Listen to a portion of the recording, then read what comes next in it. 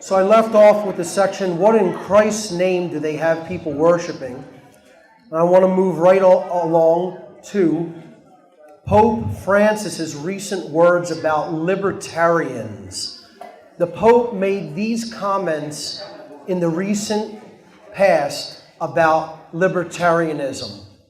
The philosophy that generally says, I want to be allowed to be left alone to exercise my rights and live as a free individual and leave others alone to do the same, which is essentially what libertarianism is.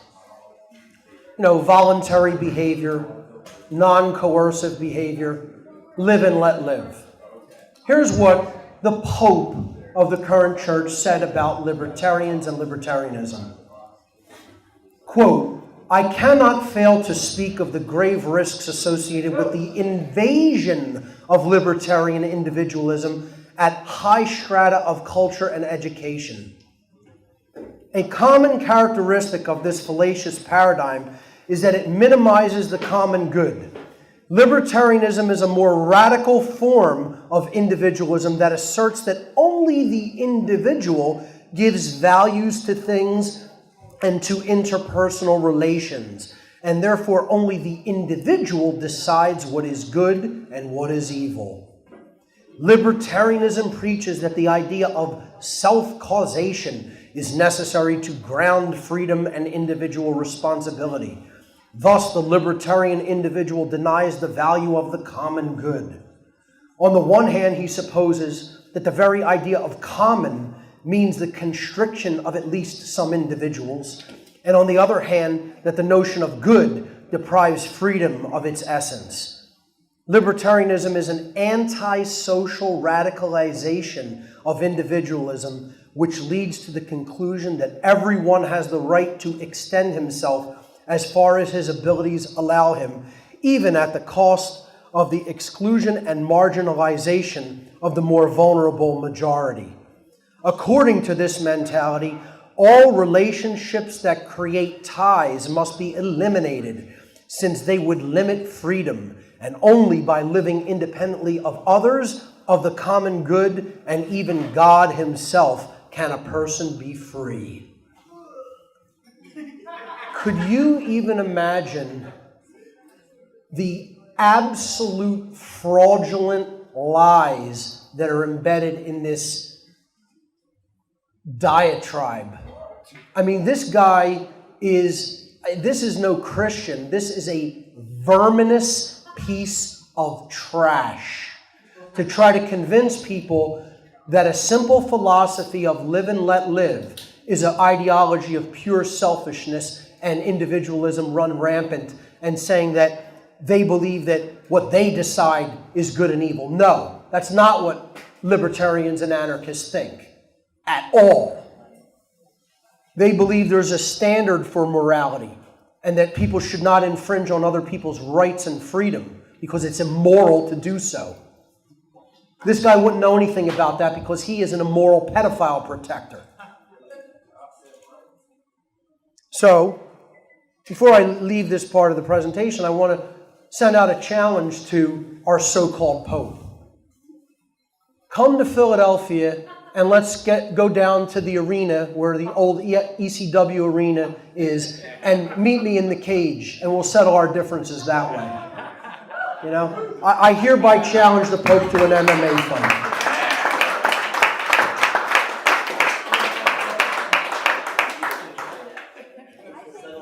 Because God knows he can't beat me philosophically. I mean, that wouldn't even be a challenge, I'll give him half a fighting chance that way. Understanding the occult, as I said, is one of the critical aspects of really being spiritually awake. We have to stop thinking about this notion of the occult being something that is evil and understand that it's hidden knowledge. The word occult is derived from the Latin occultus, meaning hidden. It is the study of the hidden laws of nature, those which are at work in the invisible, mental, spiritual domain, far more than those that are at work in the visible or physical world. Therefore, occultism involves the acceptance of a much wider worldview than that which is ordinarily taken by the everyday person. The occultists then may be defined as those who study all the laws of nature, both those that are readily seen and those which are much more difficult to see with the physical eyes or measuring instruments alone. Knowing how the science of these greater laws work, the occultist must then decide whether to work in harmony with these laws and help to create light and order and freedom, or to rage against those laws and join the forces of darkness and chaos. Contrary to what fake Christians will tell you, a true Christian will not shy away from the study of the occult. To understand the occult is to grasp the workings of universal moral law, so as not to create self-inflicted suffering and chaos in our lives or the world. Genuine occultism is a science based upon knowledge. It is not a belief-based system or a religion. No one can consider themselves to be enlightened without an understanding of natural law, which is most certainly a part of occult studies, whether anyone agrees with or likes that fact. Understanding natural law means understanding that right and wrong are literally built into the fabric and intelligence of creation. The existence of these occult laws and the understanding of how they work is the very foundation of true morality. Natural law governs behavioral choice and brings about consequences for behavior, both positive and negative. The knowledge of how these universal moral laws work allows us to take control over the effects we experience based on the actions we choose. We have free will to choose our behavior, but we cannot be insulated from the consequences of our behavior. Each behavioral choice carries consequence with it, and humanity will unavoidably experience the consequences of our aggregate behavioral choices. This knowledge is what the dark occultist is laboring to subvert.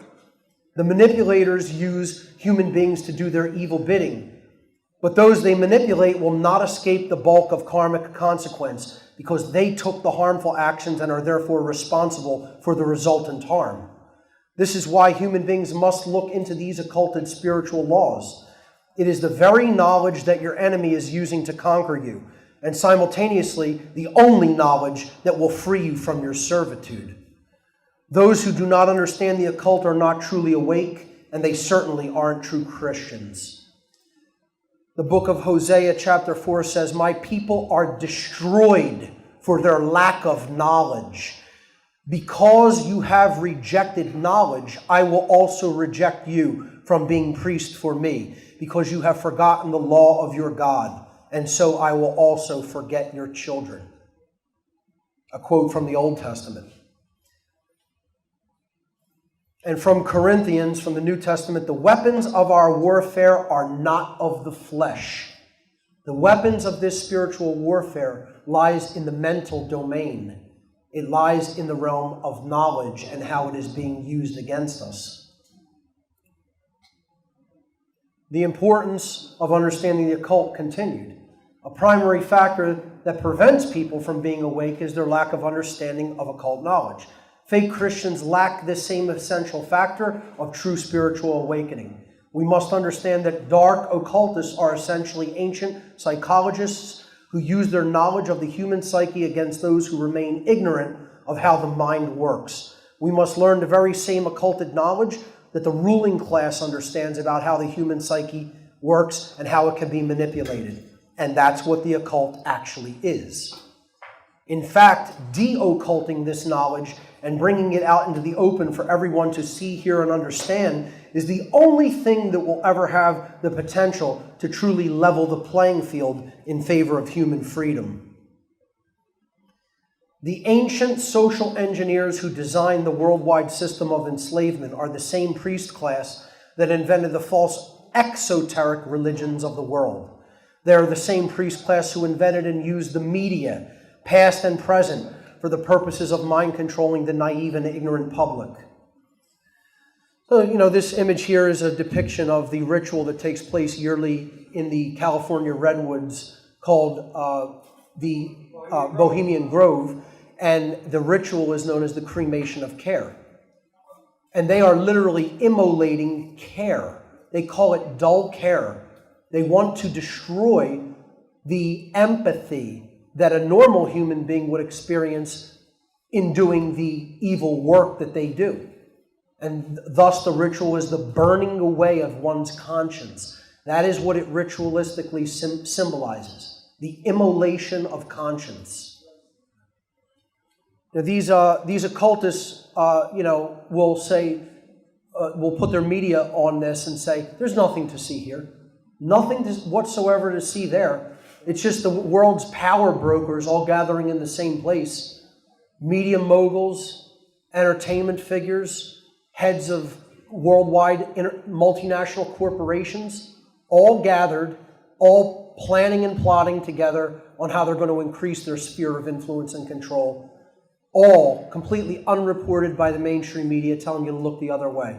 Don't pay any attention to that. Multi-billionaires gathering in the same place in some weird, twisted, sick, demonic rituals. There's nothing to it. Yeah. Both the cultural, exoteric religions and the media will do everything in their power to dismiss any investigation into the occult, either as being nonsense or evil, so you shouldn't look into it, thus dissuading the public from the discovery of any aspect of occult knowledge. Conscience, the only way to freedom. The dark occult ruling class gives exoteric religion to the masses to get them away from the core esoteric spiritual truth of natural law. These occultists know that the occultation of natural law will always be what keeps the masses enslaved and the ruling class in control. Under natural law, the law of freedom, as I refer to it, eternally governs the state of freedom of any society anywhere in the universe.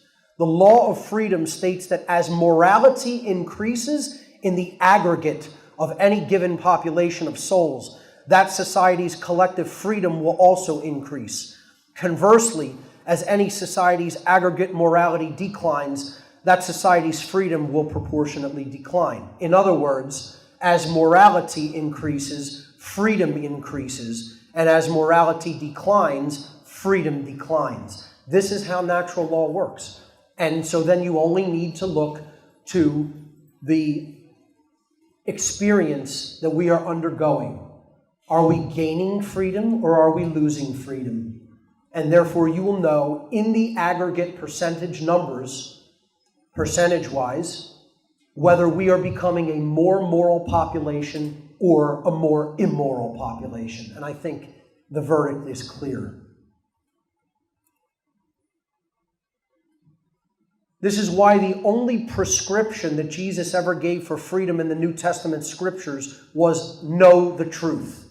Didn't ask anybody to believe in anything. Didn't ask them to believe that he was the Son of God. Didn't ask them to worship him. Didn't ask them to believe that he was, anything but someone who understood how the natural law worked and to try to live according to it.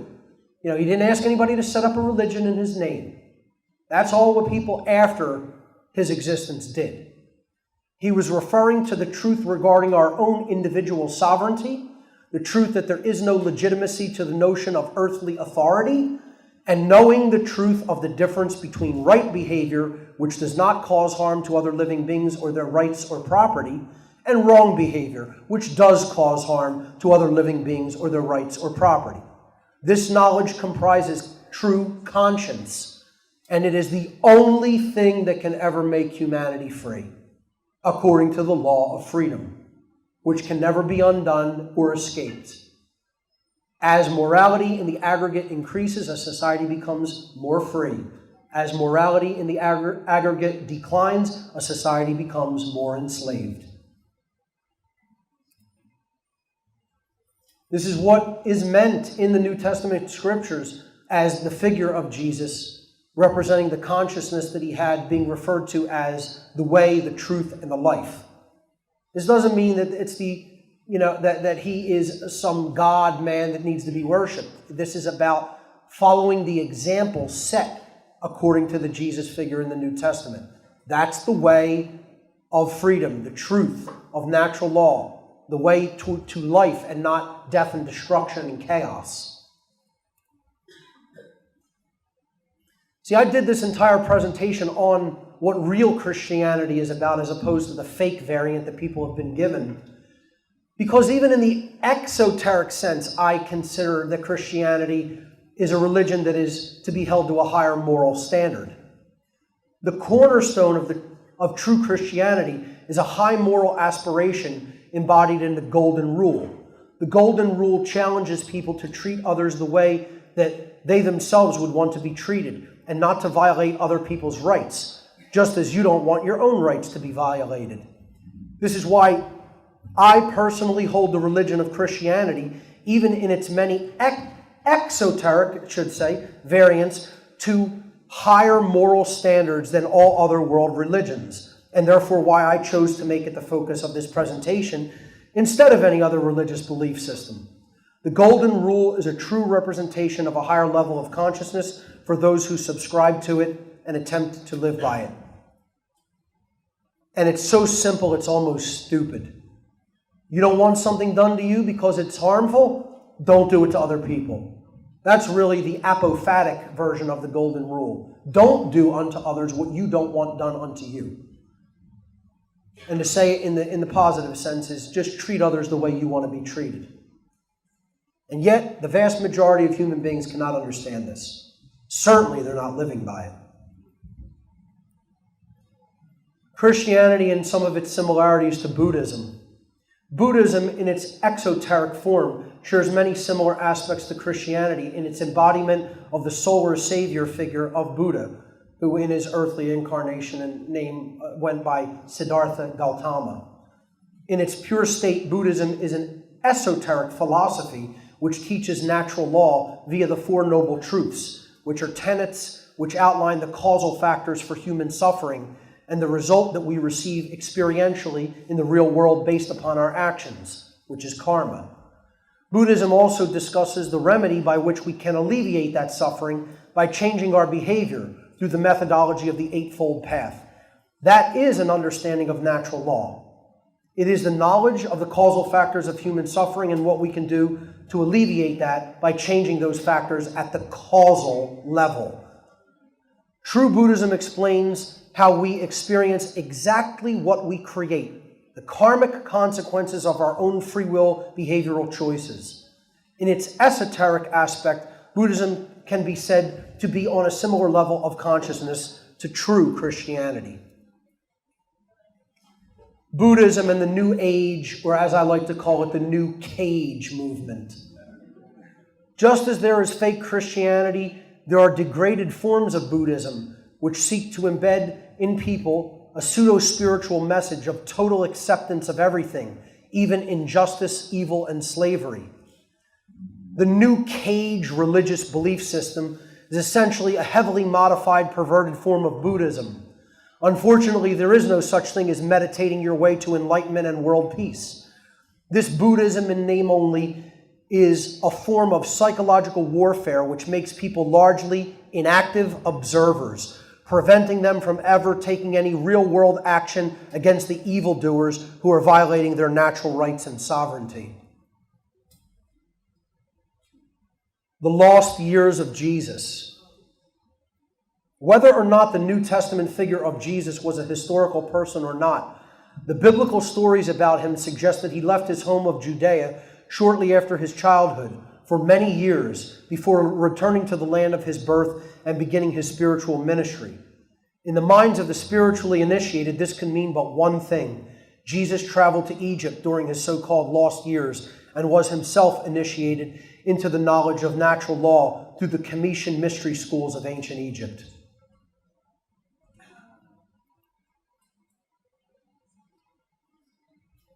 Just like they tried to suppress the resurgence of the mystery schools that were being taught at Alexandria, the new Roman-sanctioned state religion of official Christianity, or Constantinianity as I call it, began the suppression of the early true Christians, the Gnostics.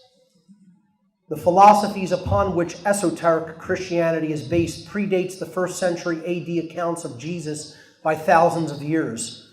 Gnosticism, which comes from the Greek word gnostikos, meaning possessing knowledge, and that in turn is derived from the Greek noun gnosis, which means knowledge, was a 1st and 2nd century religious system whose adherents wrote and practiced a pre-Christian form of the philosophy that Jesus studied and taught. Naturally, such esoteric knowledge had to be purged from early exoteric Christianity by dark occultists and the early church in order to ensure that the potentially transformative power of Gnosticism did not gain a foothold in the Roman Empire and threaten the power of the entrenched ruling class. The Nag Hammadi scriptures and other Gnostic texts, such as the Pistis Sophia or Faith Wisdom, contained ideas that the rulers of that time certainly did not want spreading far and wide. These teachings included an awareness of the unseen world, or the occult, which encompassed the existence of cosmic moral law, which governs the consequences of free will-based behavior. The Gnostics were teaching and understood natural law at their core of their philosophy. Exposing the rulership of what the Gnostics called the archons, the masters, the ruling class of the earth.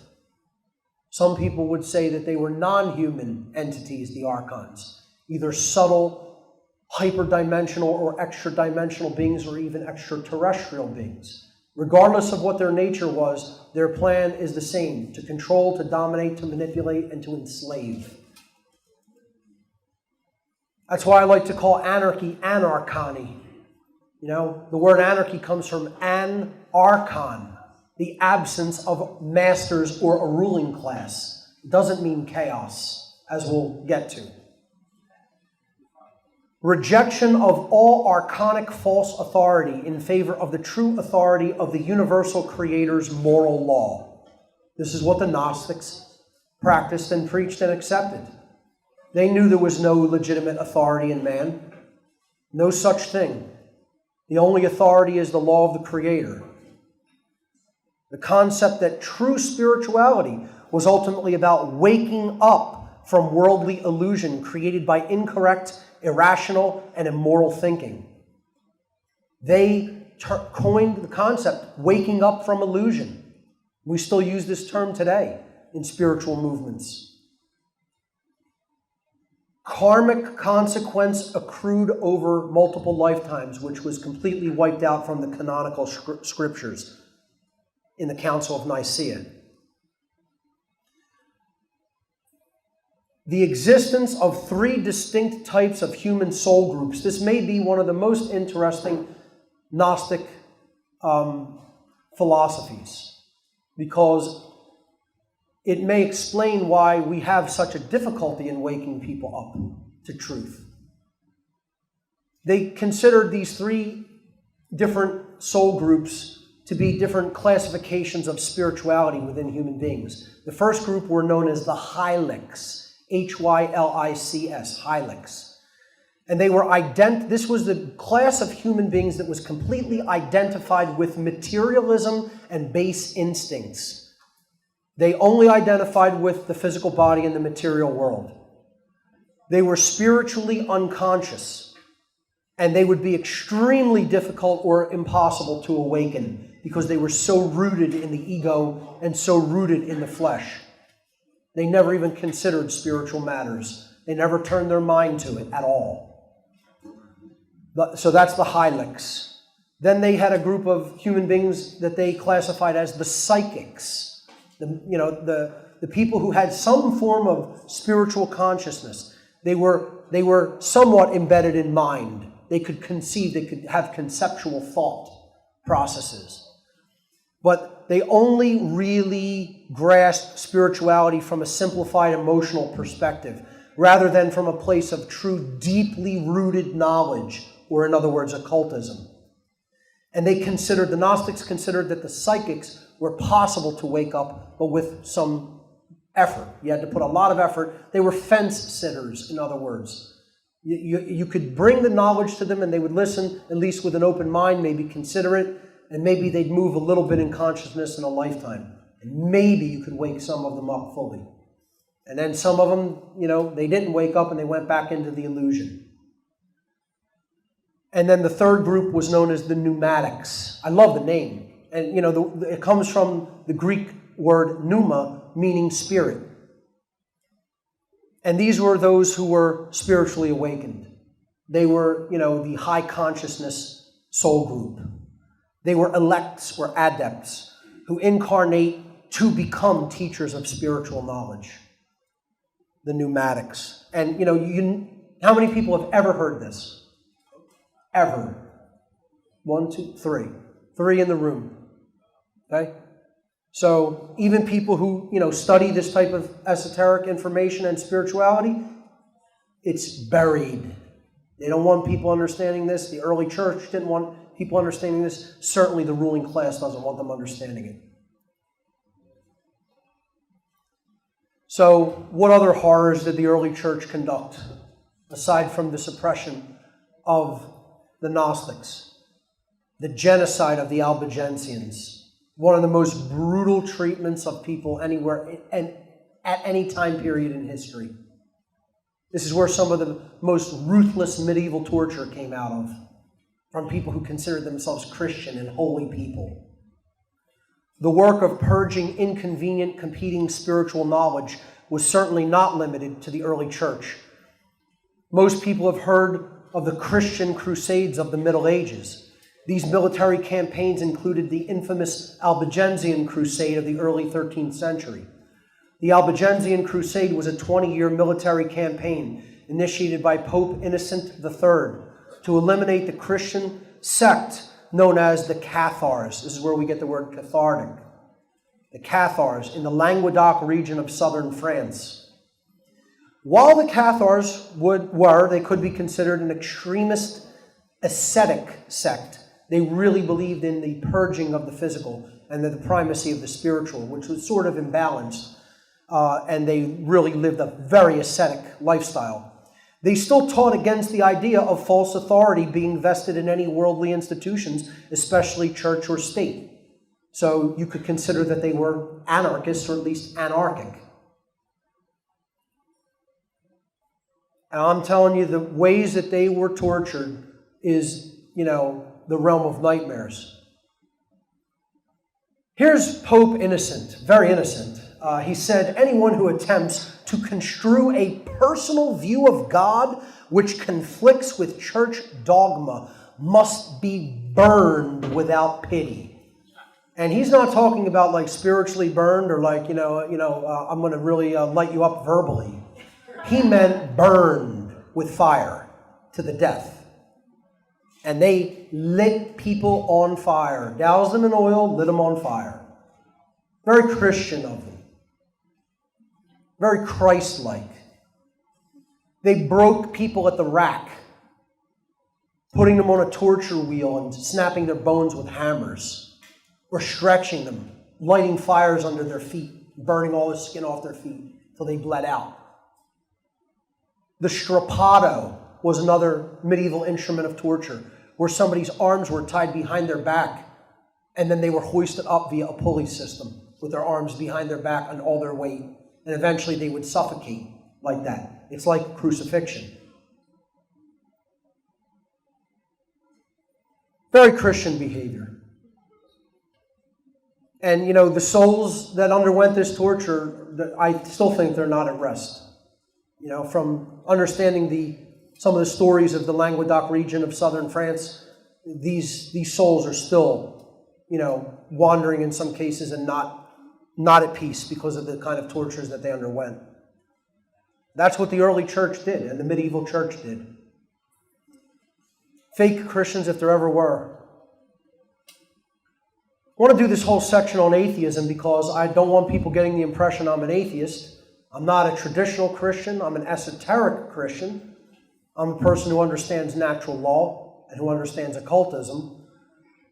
But I'm certainly no atheist. I think atheism is a deplorable ideology. I think it's a childish ideology. I think it's an ideology that says, my mind, is all there is in the universe. There's nothing higher than that. This is all there is. Life is one and done. forget consciousness, forget, this being a realm of growth and experience and spiritual learning. No, it's just lights out and eternal blackness. Well, you're free to believe that, certainly, as foolish as I think the belief is, but I don't think that's going to really be any kind of an incentive to improve anything, least of all yourself. Certainly not the human condition. In general, to be an atheist means that one believes that there is no God, creator, or higher power. Atheists discount the existence of the spiritual domain. They believe that the universe is only governed by physical laws, which came from nothing for no reason or purpose. They believe that there are no spiritual laws which govern behavior. They believe the universe is essentially a random, chaotic place, so it is up to man himself to impose order upon each other and dominion over nature. Atheists take on the materialistic and existential worldview that the physical world is all there is, and there is no consciousness beyond our life on earth. Yet, folks, and this is why I call them the Statheists, because they are statists, almost invariably. I can't take credit for that. My drummer, Dan, actually came up with that. So I'll credit him there.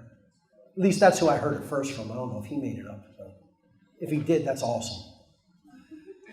Almost all atheists are religionists.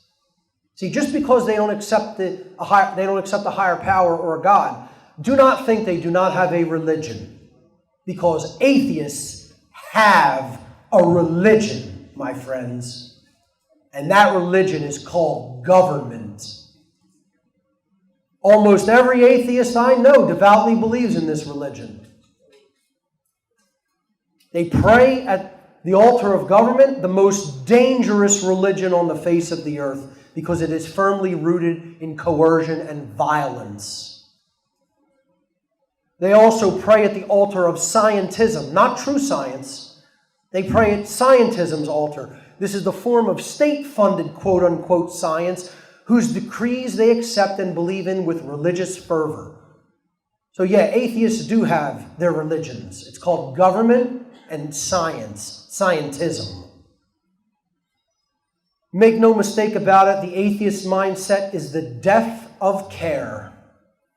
In this worldview, there is little incentive to improve consciousness or morality, and no incentive whatsoever to end the human slavery called government. Atheism is and always has been the pathway to spiritual death, which is why governments and the ruling class love atheism. They love it when this ideology infects the minds of the masses. This is also the reason why atheists were, are, and always probably will be banned from being students at any and every mystery tradition school ever upon the face of the earth. And you could probably say, except this one. I'll try to teach an atheist, but not with much hope. I won't really give him too much time. I'll be like, I'll explain to you what I have come to understand, but, you want to go on this, tirade about man's the highest power in creation. It's just like, that kind of foolishness. The old saying, you play silly games, you win silly prizes. Well, you're winning some silly prizes with that mentality because the earth is headed into total tyranny and slavery. And it's based on these erroneous ideologies of religion, money, atheism, scientism, etc. The belief in government and authority. These are all religions. So I say, God save us from the Statheists. The mystery tradition schools viewed atheists as completely incapable of learning the truth of natural law and how it works. Atheists do not accept that they are subject to universal spiritual laws because they deny the very existence of the creator of those laws. Atheists believe that man is the highest power in creation, which is why they have been considered unteachable by every esoteric philosophical school of thought in human history, including the Commission mystery schools, including Freemasonry, including Rosicrucianism, including the schools at Delphi, the ancient Greek mystery traditions at Delphi and Eleusis. Every one of the mystery traditions nullified atheists in their ranks. And they said, come back when you accept that a higher power than man exists. And that's still done today in the Masonic lodges and Rosicrucian lodges. Atheist anarchists, quote unquote, often use the slogan, no gods, no masters. You see this big in the punk rock scene especially. Believe me, I know, because I hang out in that scene a lot. And, there's a ton of atheists in it. There's a ton of stateists in it, rabid statists, rabid leftists, rabid communists. And let me tell you what another thing there is in that scene. Nihilists. Nihilism is just rampant in the heavy music scene in general, of any kind of extreme or heavy music. Just people who say, humanity's fucked, don't care about anything. We feel sorry for the people who do care about anything, they'll say. I'm like, you don't understand. I don't care creates a prison for all of us. That's the exact dynamic that's going to put you in a prison. And I don't mean a physical prison. I mean a spiritual prison and a prison of tyranny on earth. They use this phrase, no gods, no masters, implying that the natural law of morality does not exist. Without an understanding that a higher power than mankind does exist, and without an understanding of the consequences of natural law, a proper understanding of true morality can never be truly achieved. Atheists and others who dwell in such deep spiritual ignorance will inevitably lead the world only toward more chaos. The phrase shouldn't be no gods, no masters, folks. The proper saying of what anarchy really is no masters, no slaves. That's what anarchy is.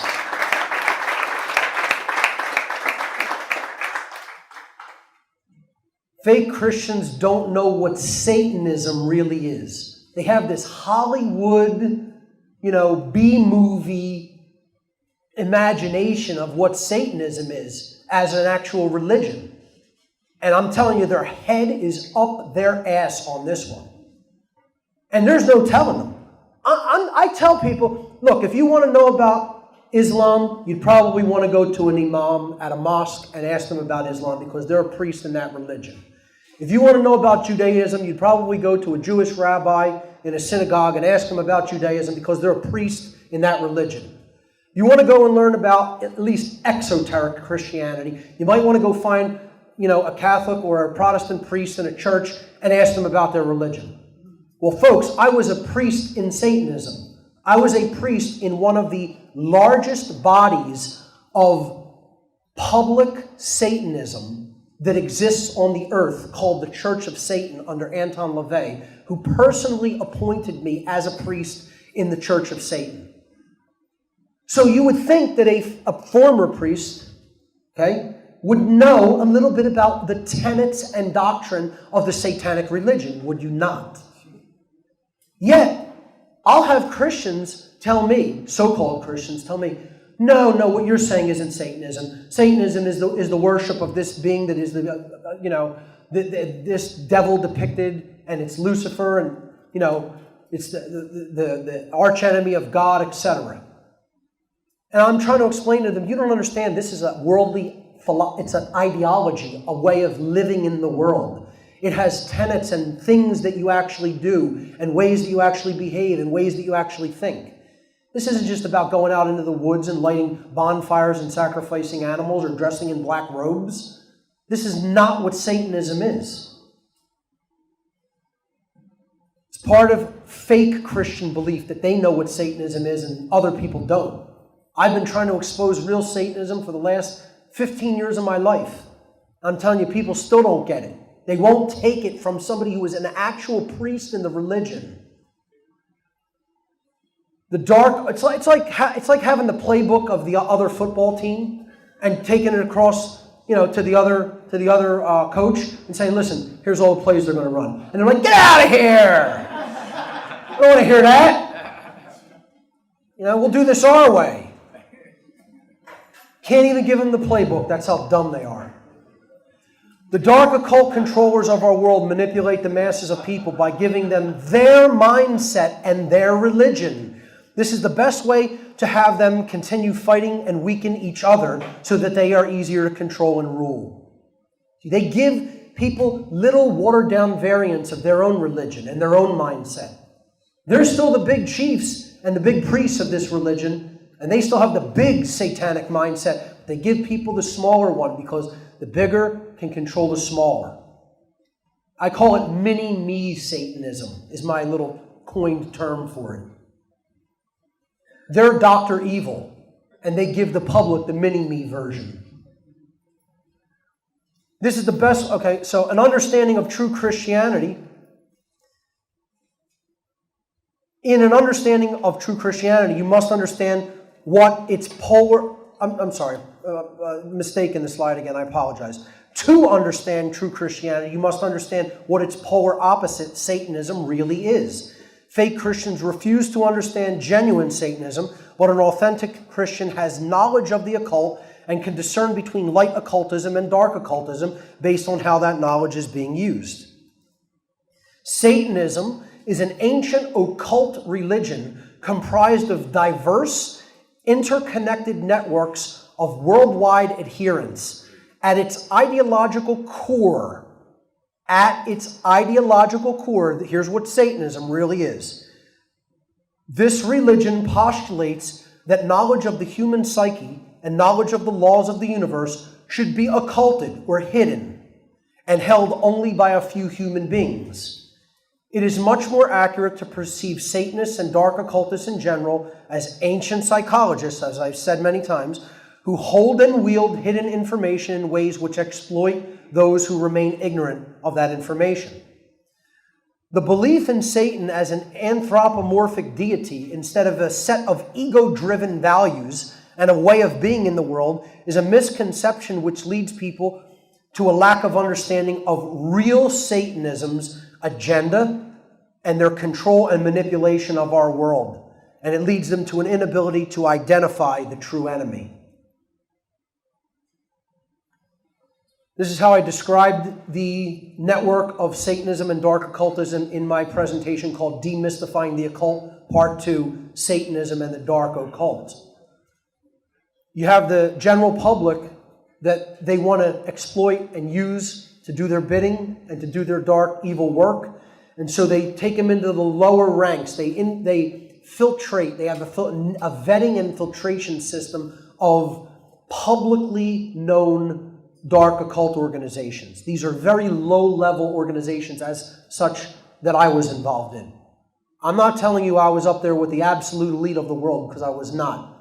I was at this level above the general public, at the bottom of that pyramid. Church of Satan, Temple of Set, Order of the Evil Eye, etc., so forth. You're talking about vetting and filtration systems where they're trying to identify what skills do you have, how can you help us? How can you do our great work of evil? Then you get up to higher level and you get the financial, political, and religious and media organizations that are controlled by these occultists at the highest level. Governments of the world, banking institutions of the world, media institutions, exoteric religious institutions. You go to a higher level above that in this pyramid of control, and you get to the higher level dark occult orders and think tank organizations. Now you're into Council on Foreign Relations. You're into the Royal Institute for International Affairs, the Club of Rome, the Trilateral Commission, the Bilderberg Group, the Tavistock Institute of Human Relations. But even above them, there's a higher level of the dark occult, and this is the ancient ruling class bloodlines. This is the sector that you do not join, and there is no initiation into. You are born into it through blood, the end. That's it. And that's who's ultimately this priest class at the top is. They're the black Venetian nobility. That's right. And people better get that through their heads. They need to understand that. You're not born into the quote-unquote, you're not accepted into the ranks of the so-called dark Illuminati. You're born into it. That's it. And you don't leave it either when you're up at that level. At my level, you say, I'm done with this and I want to get out. And they're like, get the fuck out of here, boy. We don't need you. We were using you. That's it. I was being used like a pawn in a game I had no knowledge of and didn't understand at all. You know, when the pawn says, I don't want to be involved anymore, they're like, well, get off the board. Don't bother us, though. You know, I don't know where the bodies are buried, so to speak. I never got into that level. My conscience never let me get into that level. But you get into that level and you do know where the bodies are buried, you're not walking away easily. You know, they laughed at me walking away, saying, go pound your head against a brick wall, concrete wall for the rest of your life. You ain't going to make an impact on this world. It's untrue. I have. However, in a way, they're correct. It's like I do feel like I'm banging my head against that wall because people in the aggregate sense still are not really listening at all. That's why I need more help. And people who are doing this kind of work need a lot more help. We need help from you. You gotta be the next one up here. I don't want to do this forever. I don't want to do this myself. You know, forget about sitting in the audience. Get your stuff together, get your grammar together, and get up on the stage. That's what I want to say.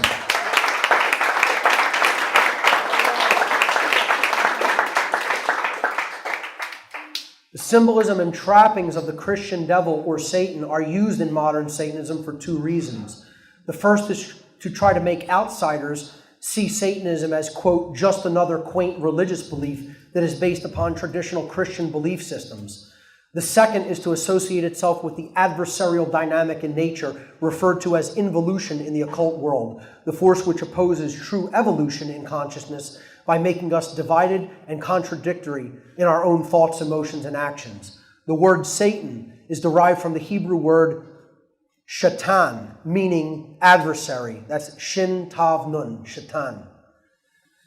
It means adversary or opposer. Satanism is ultimately about being opposed to the true order of natural law. That's the adversarial force. Satanism works against the ordering force of natural law to bring in chaos, to usher in chaos and suffering. Fake Christians lack the common sense of conscience. This is the part where I'm going to try to attempt to explain the difference between true right and wrong versus arbitrarily deciding what right and wrong are. Conscience is the knowledge of the difference between right and wrong behavior. Conscience is not the behavior itself. People think conscience is behavior. It is not. Conscience is knowledge of the difference between right and wrong behavior. The exercise of conscience is the behavior. That's when we actually take it into the realm of action, when we exercise the knowledge that we have taken into ourselves through our behaviors, through our actions. Conscience is not the desire or intention to do the right thing.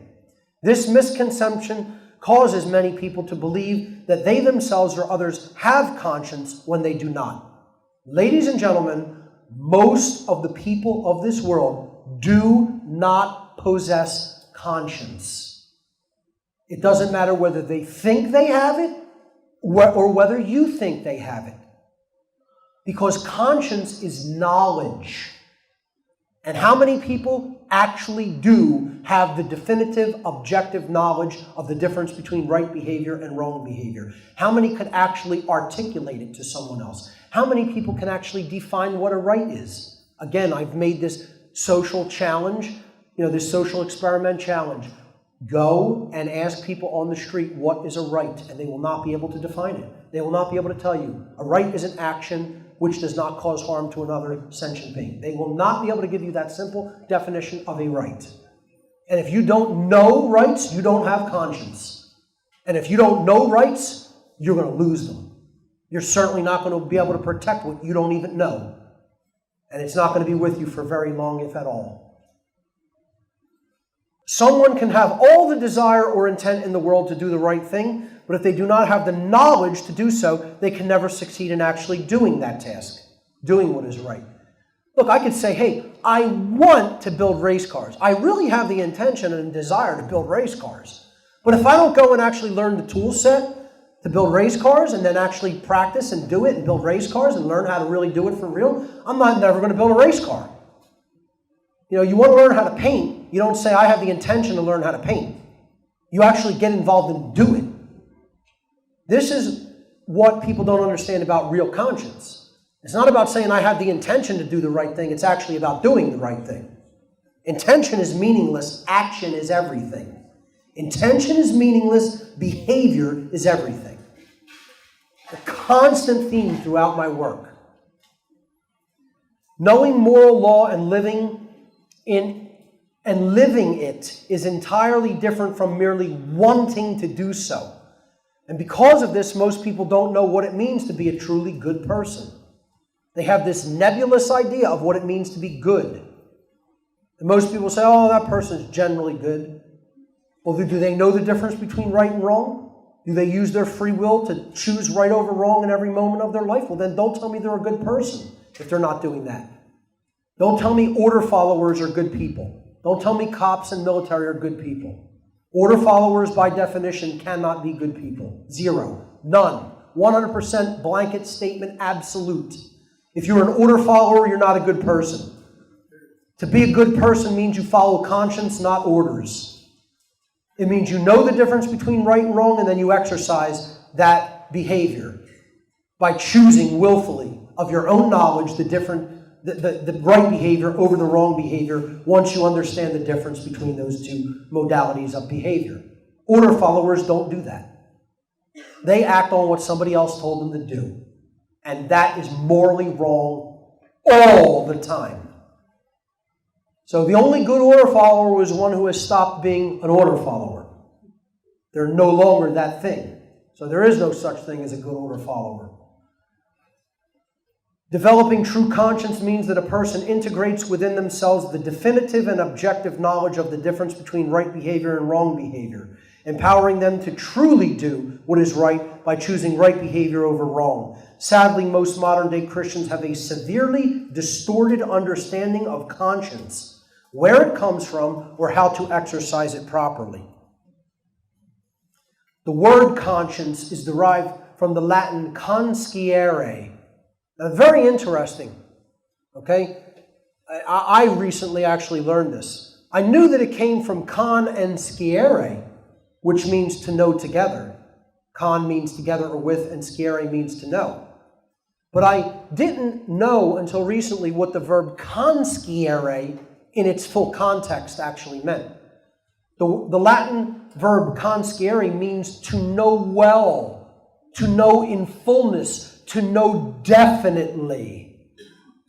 So, if somebody, he knows that information, well, you wouldn't say consciere, you would say sciere.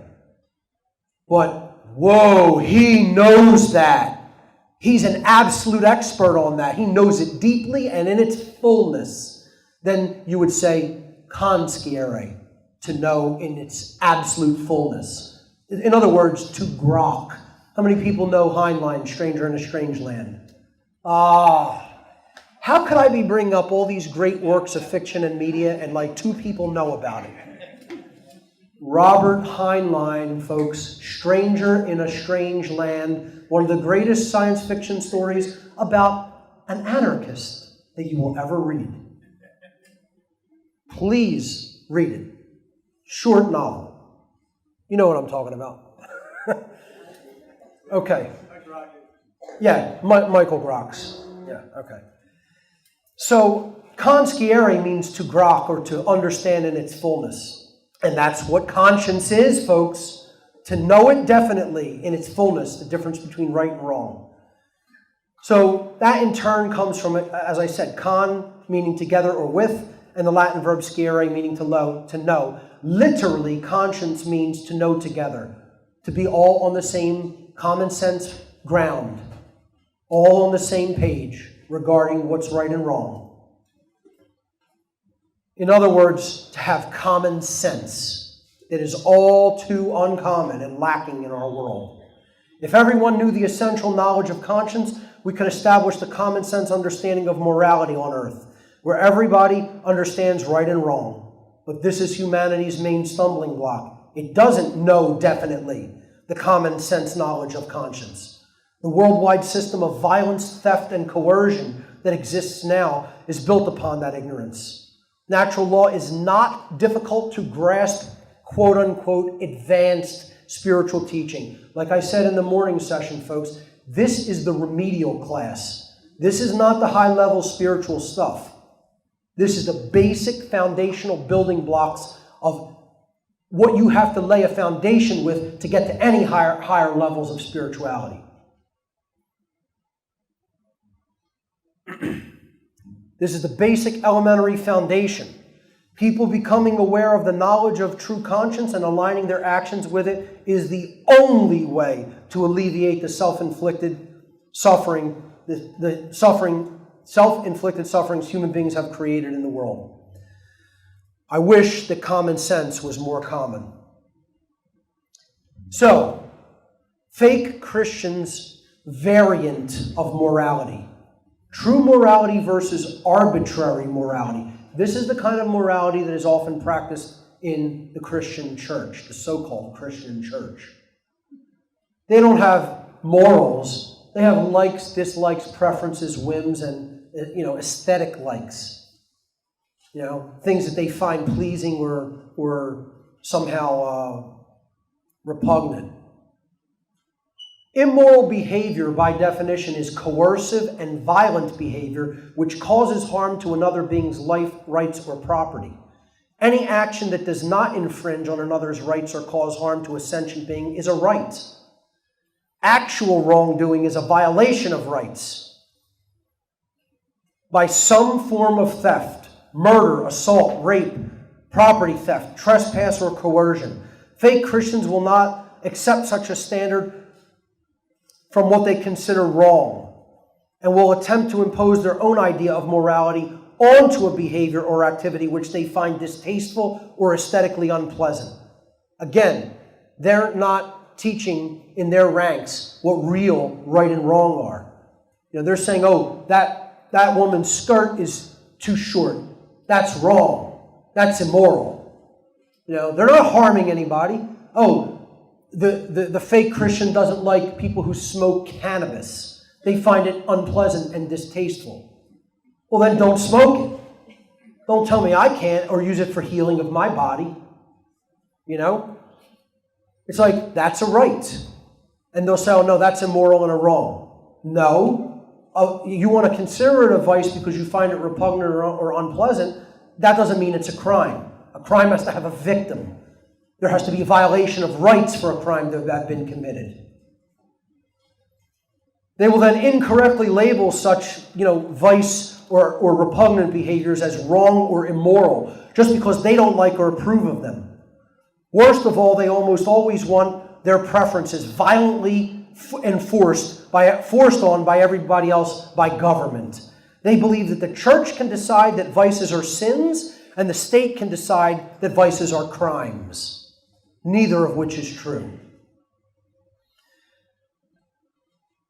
Such arbitrary morality is the freedom-destroying force of moral relativism at work in our world. This is what to eat from the tree of the knowledge of good and evil really meant in the book of Genesis. It meant that you don't attempt to truly learn what right and wrong are inherently, but rather you consider yourself to be the arbiter or the decider of what right and wrong are according to your own liking. That is what to eat of the tree of the knowledge of good and evil meant. It means you're propping yourself up as God and saying, I will decide what right and wrong are. And you know what that's called, folks? That's called Satanism. It's not Christianity. Now, don't tell me that Bush Jr., little boy Bush, the decider, was a Christian. He's a member of the old religion, if there ever was one, and his daddy's one of the big, high-level top priests in that religion. Absolute Satanist. Him and his father and his whole family. The sheriffs of the SS of Germany. High-level Nazism. Come over here to the United States and infect the intelligence agencies here.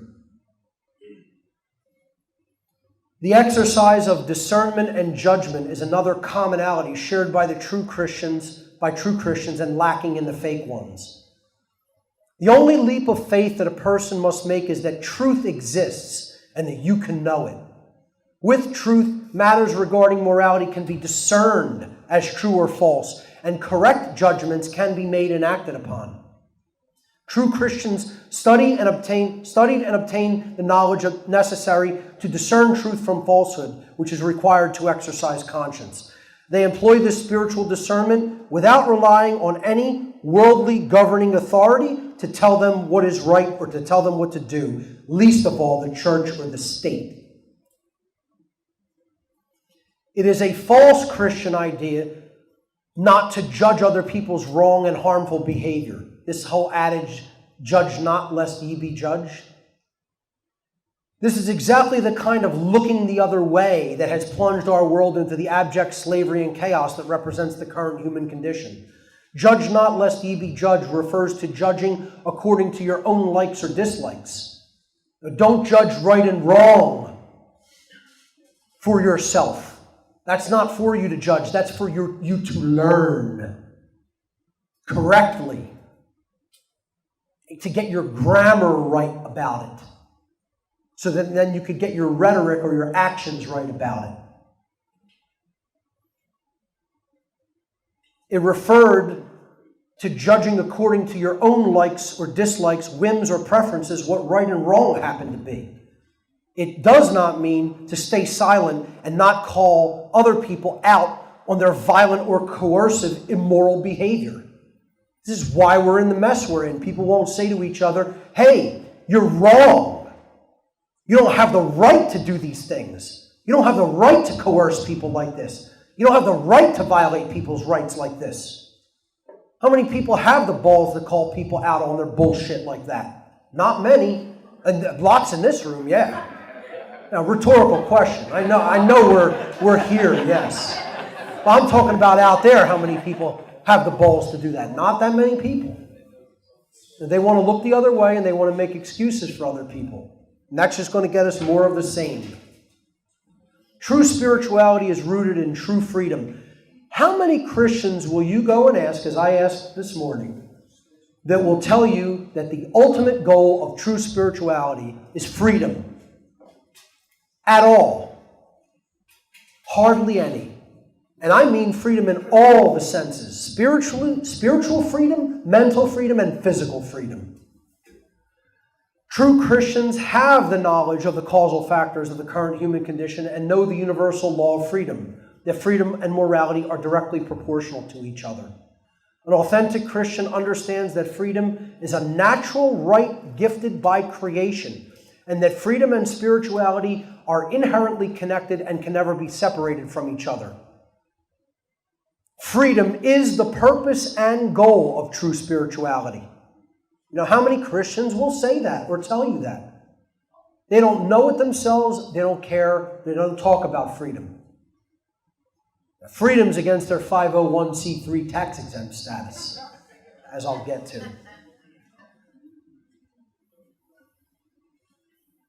Freedom is the purpose and goal of true spirituality. Fake Christianity and the New Age movement constantly attempt to de-emphasize the role of knowledge and freedom. Morality is based in knowledge, and it is essential to freedom.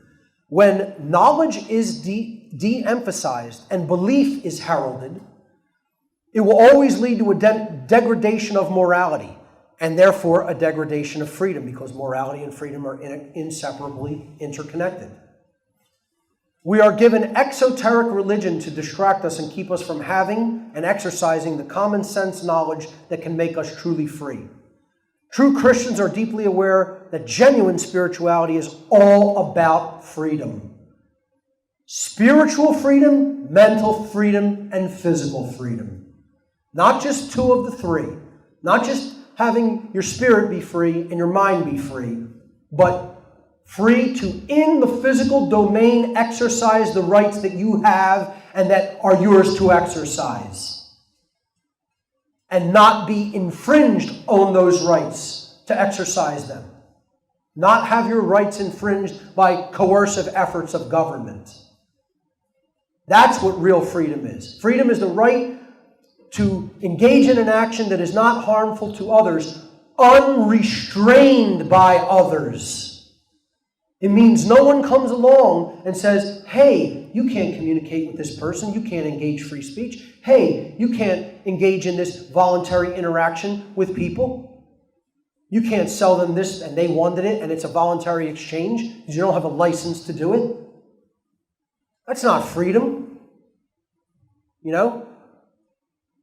Unrestrained by man in the physical domain. That has to be what real freedom encompasses as well. It's not just two of the three. The spiritual, mental, and physical freedom, body, mind, and spirit, all need to be present for true freedom to be present. 2 out of 3 is not good enough.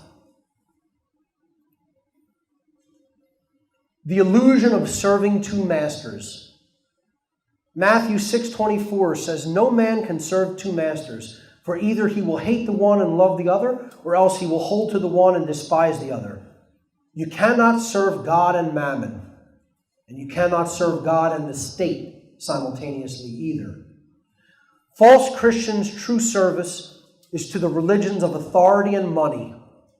Many people who believe they're Christian serve authority and money in a far more loyal capacity than to their falsely claimed service to God and the message of Jesus. There is no higher contradiction than believing that man's law is somehow on par with or ordained by God's laws. This is pure cognitive dissonance and a noteworthy hallmark of a false authoritarian Christians, which is what I call them. The mammon-worshipping prosperity Christians are no better, invariably putting the God of money far higher than the God of creation in their warped belief systems. Because of the widespread practice of serving two masters in exoteric Christianity, you will never see any Christian ministers or preachers speaking out against things like usury or war, because such talk would both go against their true religion of money and authority, and it would threaten their 501c3 tax-exempt status. That is why these fake-ass Christians will never say anything out against the state. They will never speak out against immoral, aggressive war. They will never speak out against usury in banking institutions because they want that money rolling in off the collection plates, and they want it all. They don't want to have to say, hey, I'll criticize government, and then the government will say, okay, well, you have to pay us taxes then. No, government has a tight little arrangement with the religionists, the fake religionists, and they say, we'll give you tax-exempt status, but you can't say anything to your constituency bad about us. Don't ever tell them that we're the devil. Don't ever tell them that we're not in line with true Christianity. No. You'll never hear a fake-ass Christian minister saying any of those things. They love that mammon, and they worship it with all their heart and soul.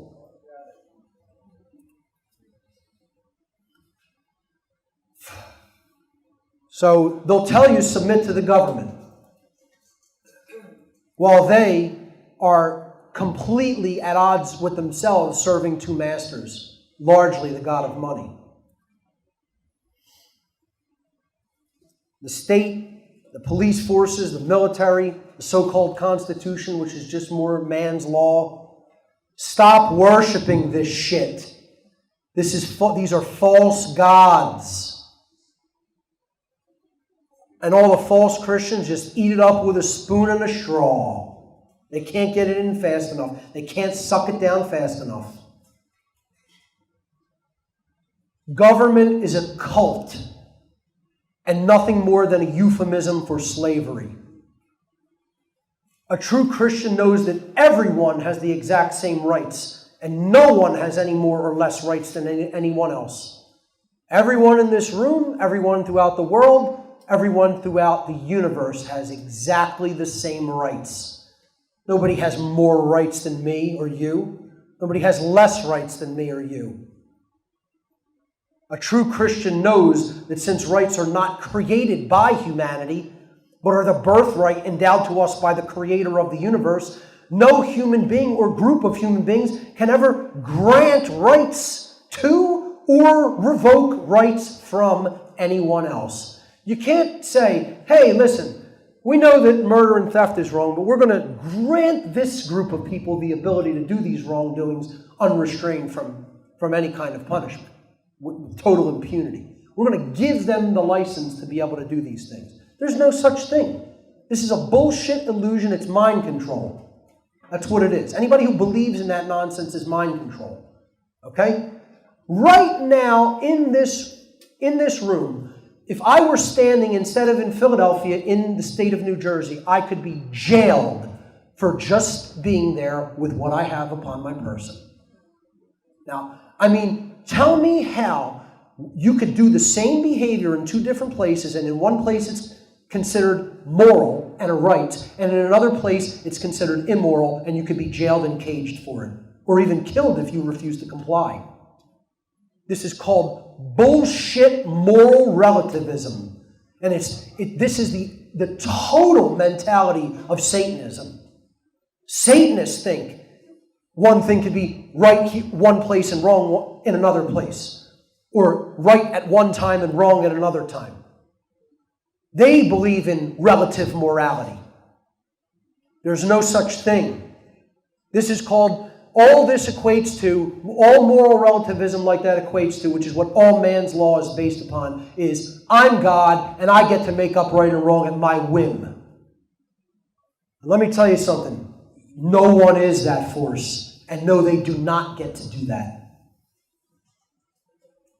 A true Christian understands the truth that authority vested in man is inherently illegitimate, illusory, and immoral, and that government is simply a euphemism for slavery because it is based in coercion and violent behavior.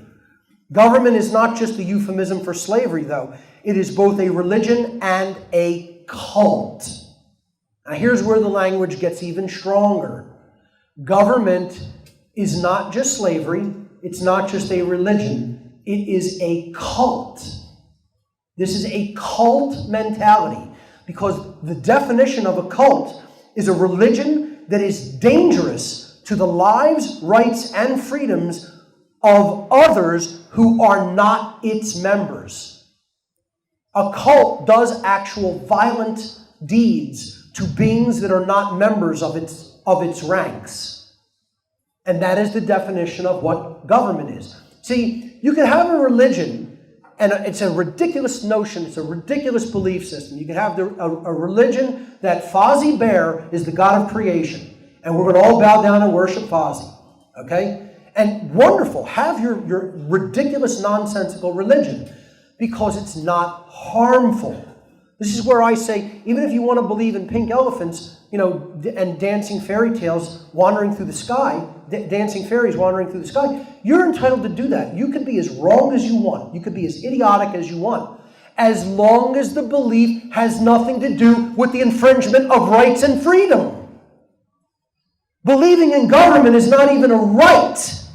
You don't have the right to even believe in that system of belief. Want to know why? Because it is affecting other people's freedom in the negative sense. There are thoughts that aren't rights. You don't have the right to think that someone else is a rightful slave. There is no right to believe that you yourself are a rightful slave. That is not a right. You don't have that right under creation to accept slavery, because that is the total rejection of the gift of free will, and that is immoral because it is harming other people's free will and freedom. That right does not exist in nature. This is why they don't want you to read the Founding Fathers' writings. They were telling people this in their writings. Some of the deepest philosophical works of man, whether you agree with some the actions that they didn't go all the way into anarchy. I agree. They fell short of the standard. They needed to stop at the Declaration and never constitute a new government. Declare freedom and say anybody who wants to try to take it from us, come and try. That's freedom. See, it's liberty or death. That's the choice. That's it. That's what it means. You got to be willing to put it all on the line if you really want to be free and not have rulers. We're going to get to that level of sacrifice that this might take.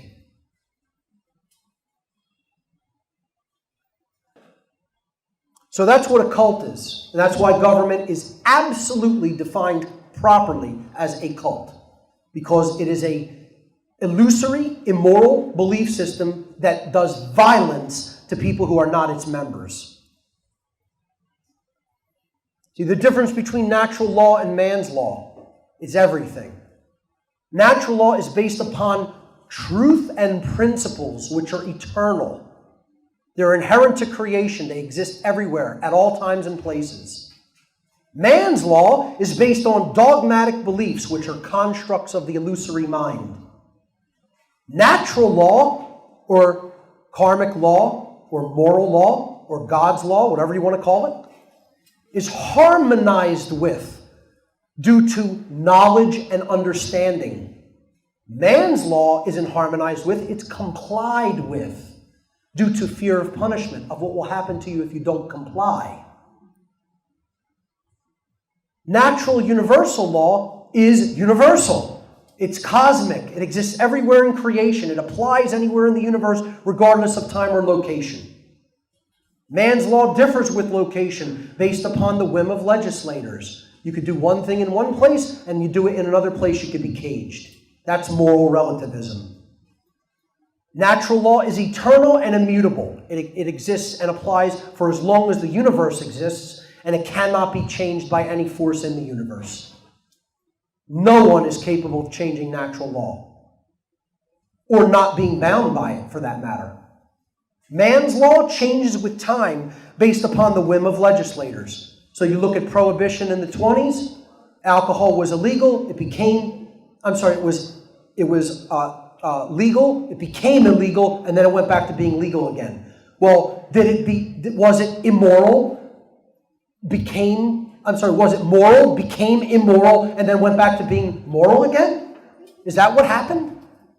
You know, the people who made and consumed alcohol were moral people, and they had the right to do it. Then, for a brief time, that's an immoral act, and you're harming other people. And then, when they repealed prohibition, it became moral again, and it's okay to do it again, and you won't be caged for it. I mean, this is absolute ridiculous nonsense. A 3-year-old can figure out that that's bullshit. And adults who consider themselves adults can't. People are a joke. Most so-called Christians don't understand the slavery inherent to systems of government authority. I call them authoritarian Christians, and they're no Christians at all. They've bought into the outrightly satanic idea, which dark occultists placed into the biblical scriptures, that government is quote-unquote ordained by God. Once again, book Romans 13. These fake Christians do not understand that authority is an illusion of a diseased psyche based entirely in violence and built upon the erroneous and dogmatic belief that some people are the masters who have the, quote, moral right to issue commands, which they call their laws, while others are slaves who have a moral obligation to obey the masters. They have failed to see that the God of creation would never institute or condone government, because the God of creation does not want slavery for anyone. The God of creation wants freedom for everyone. And so-called Christians, need to understand that and get their head out from up their ass regarding their nonsensical and non-Christian belief in government.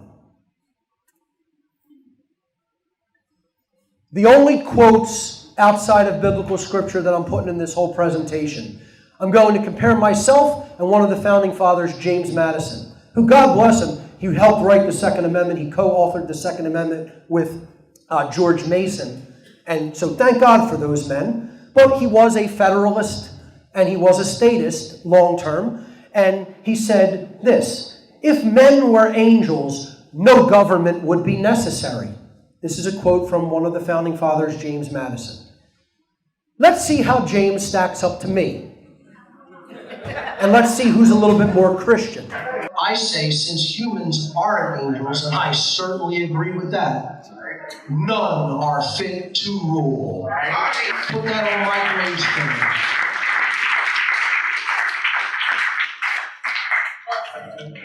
That's got to go on my headstone.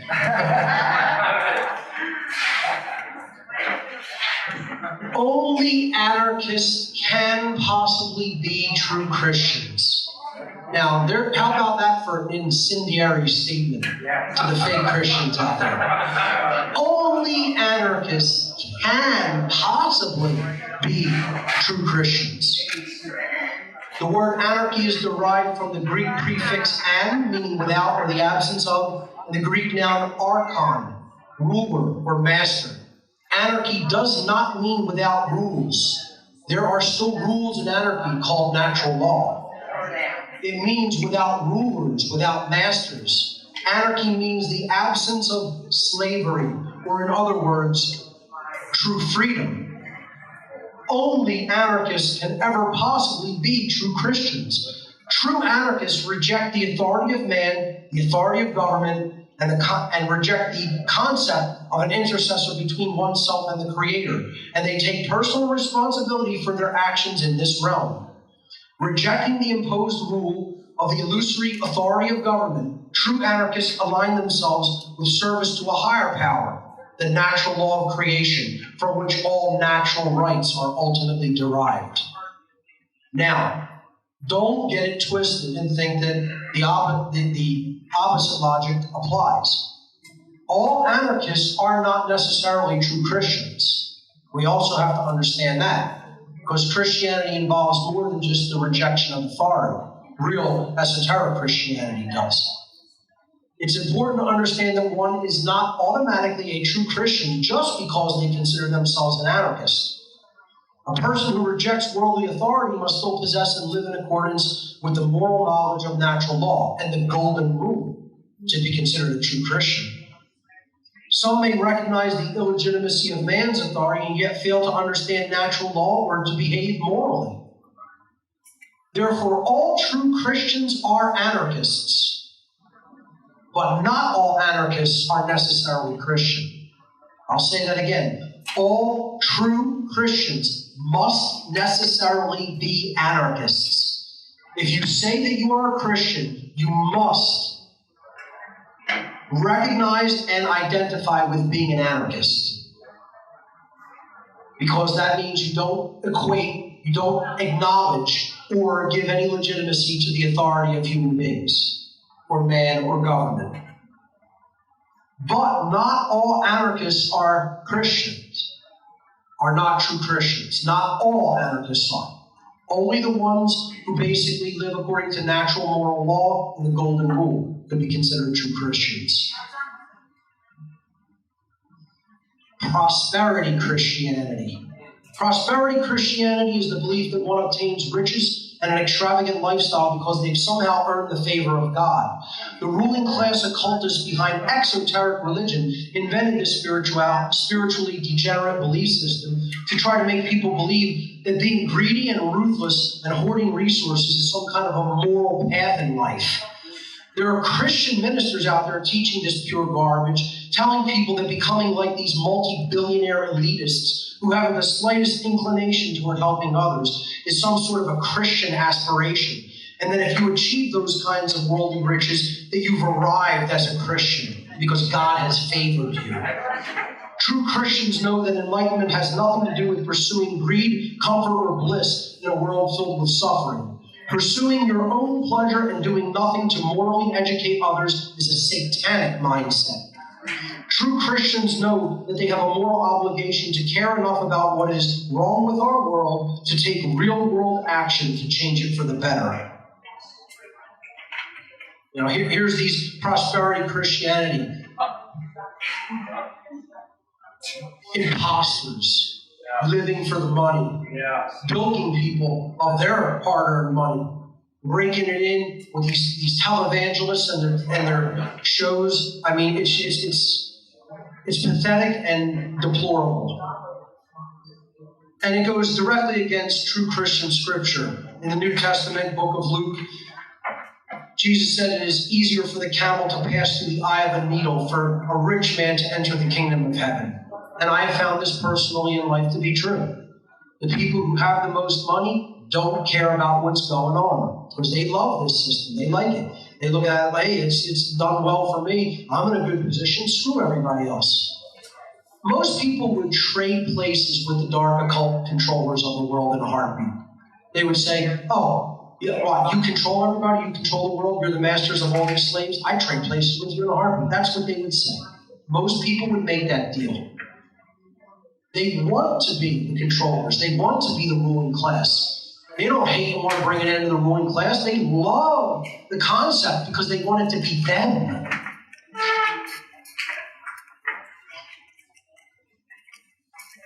Salvation is Christianity. These fools believe that you can only be saved or attain salvation from suffering through faith alone, or by merely accepting Jesus as your personal Savior who died for our sins. In such a ridiculous spiritual worldview, actions become meaningless, and good works can't save you, as they'll say, since all that is required for your salvation is a certain belief, the belief that Jesus is God and died for your sins, for your repentance. True Christians care enough to take real-world action to create real-world change. Being saved from our self-imposed slavery will come in the form of knowing the difference between right and wrong behavior and then applying that knowledge through our actions. How about instead of looking at Jesus as someone to be worshipped or believed in as our Savior, we instead look at what he told us about how to actually live in the world, which is what can actually save us from slavery and annihilation.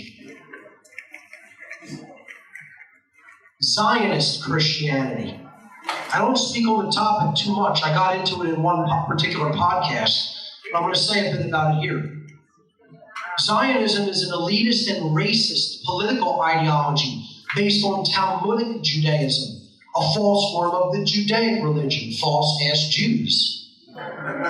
Zionism has gone by many different names throughout the world, but it is essentially pure dark occultism at its core.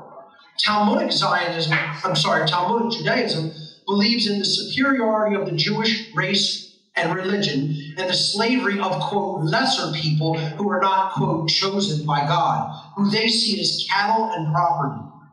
Zionism often hides behind traditional Judaism, using it as a scapegoat, while simultaneously doing harm to legitimate Torah-based Jews. While Zionists would insist that they are the polar opposite of the Nazis, their core ideology is virtually identical in belief and methodology to the religion of Nazism, with one of the only differences being which race is idealized as the master race, the Germanic race or the Jewish race. True Jews, true Torah studying and Torah-based Jews, I believe they're Hasidic Jews, reject Zionism.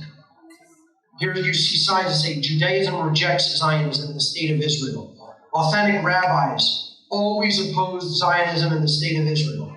Judaism rejects Zionism over and over again. And, the state of Israel and Zionist Jews do not want that coming out.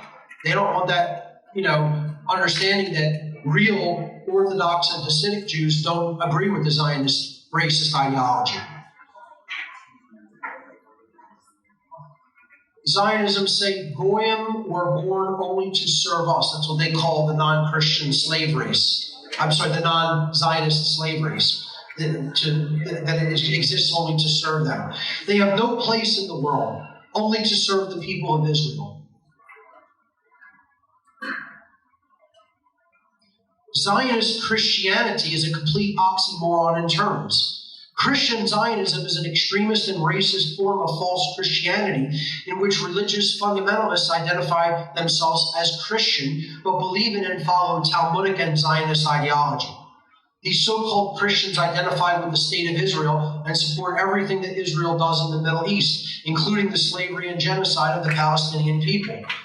Palestine is a land that was invaded by Zionists and taken by force, using the erroneous belief system of Zionist entitlement and superiority with the full backing of the British and U.S. militaries. Many fake Christians who are not self-described Christian Zionists also buy into some lower-level ideologies of Zionism, including the unquestioning support of the State of Israel on quote-unquote religious grounds. This is not true Christianity. Christianity doesn't support this type of political, racist ideology or invasion of people on their land. Christian socialism. I mean, there's a million different variants of false Christianity. No, that's real. That is a real socialist poster. And I'll tell you, they're all over this city. There's an infection in this city. Okay? This leftist communist city in particular is infested with these types of false Christians. An extremely disturbing trend in the late 20th and early 21st centuries is quote-unquote Christian socialism, another dangerous form of false Christianity. You cannot be a Christian and support socialism because socialism is the redistribution of wealth, of property, using government coercion and violence. Government coercion and violence. That's what socialists support. And don't give me this crap about democratic socialism either. It's all Marxist ideology and core mentality, which came out of dark occultism. There's another, you want to know another person that was, he was basically charged to write the Communist Manifesto, Karl Marx and Engels. The dark occultists behind communism put these guys up to it so they could have their scapegoats. They didn't write that ideology. They were handed it. He said, here, publish this under your names. Was there not, the dark occultists who really put forward that sick crap, they're not putting their names on it. They're bloodline families that you're never learning their names. You can't be a Christian and support socialism because it's based in government coercion and violence. Socialist Christian youth clubs, they're popping up all over the place. They're a popular modern leftist trend blending socialist ideals with Christianity without the slightest knowledge or adherence to natural law, true morality, or the golden rule. This is a blatant cultural Marxist infiltration. Let me say that again. This is a blatant cultural Marxist infiltration of modern exoteric Christianity, and these so-called Christian leftists are growing in number, disturbingly so. It's a bigger problem than you think. Predeterminism, or why take any action when the outcome's already written? The false Christian doctrine of predeterminism wrongly asserts that the future is already written and must manifest in a certain way because it is willed and preordained by God. They believe that there is no point in trying to change the conditions here on earth because everything's already determined and the outcome is set in stone.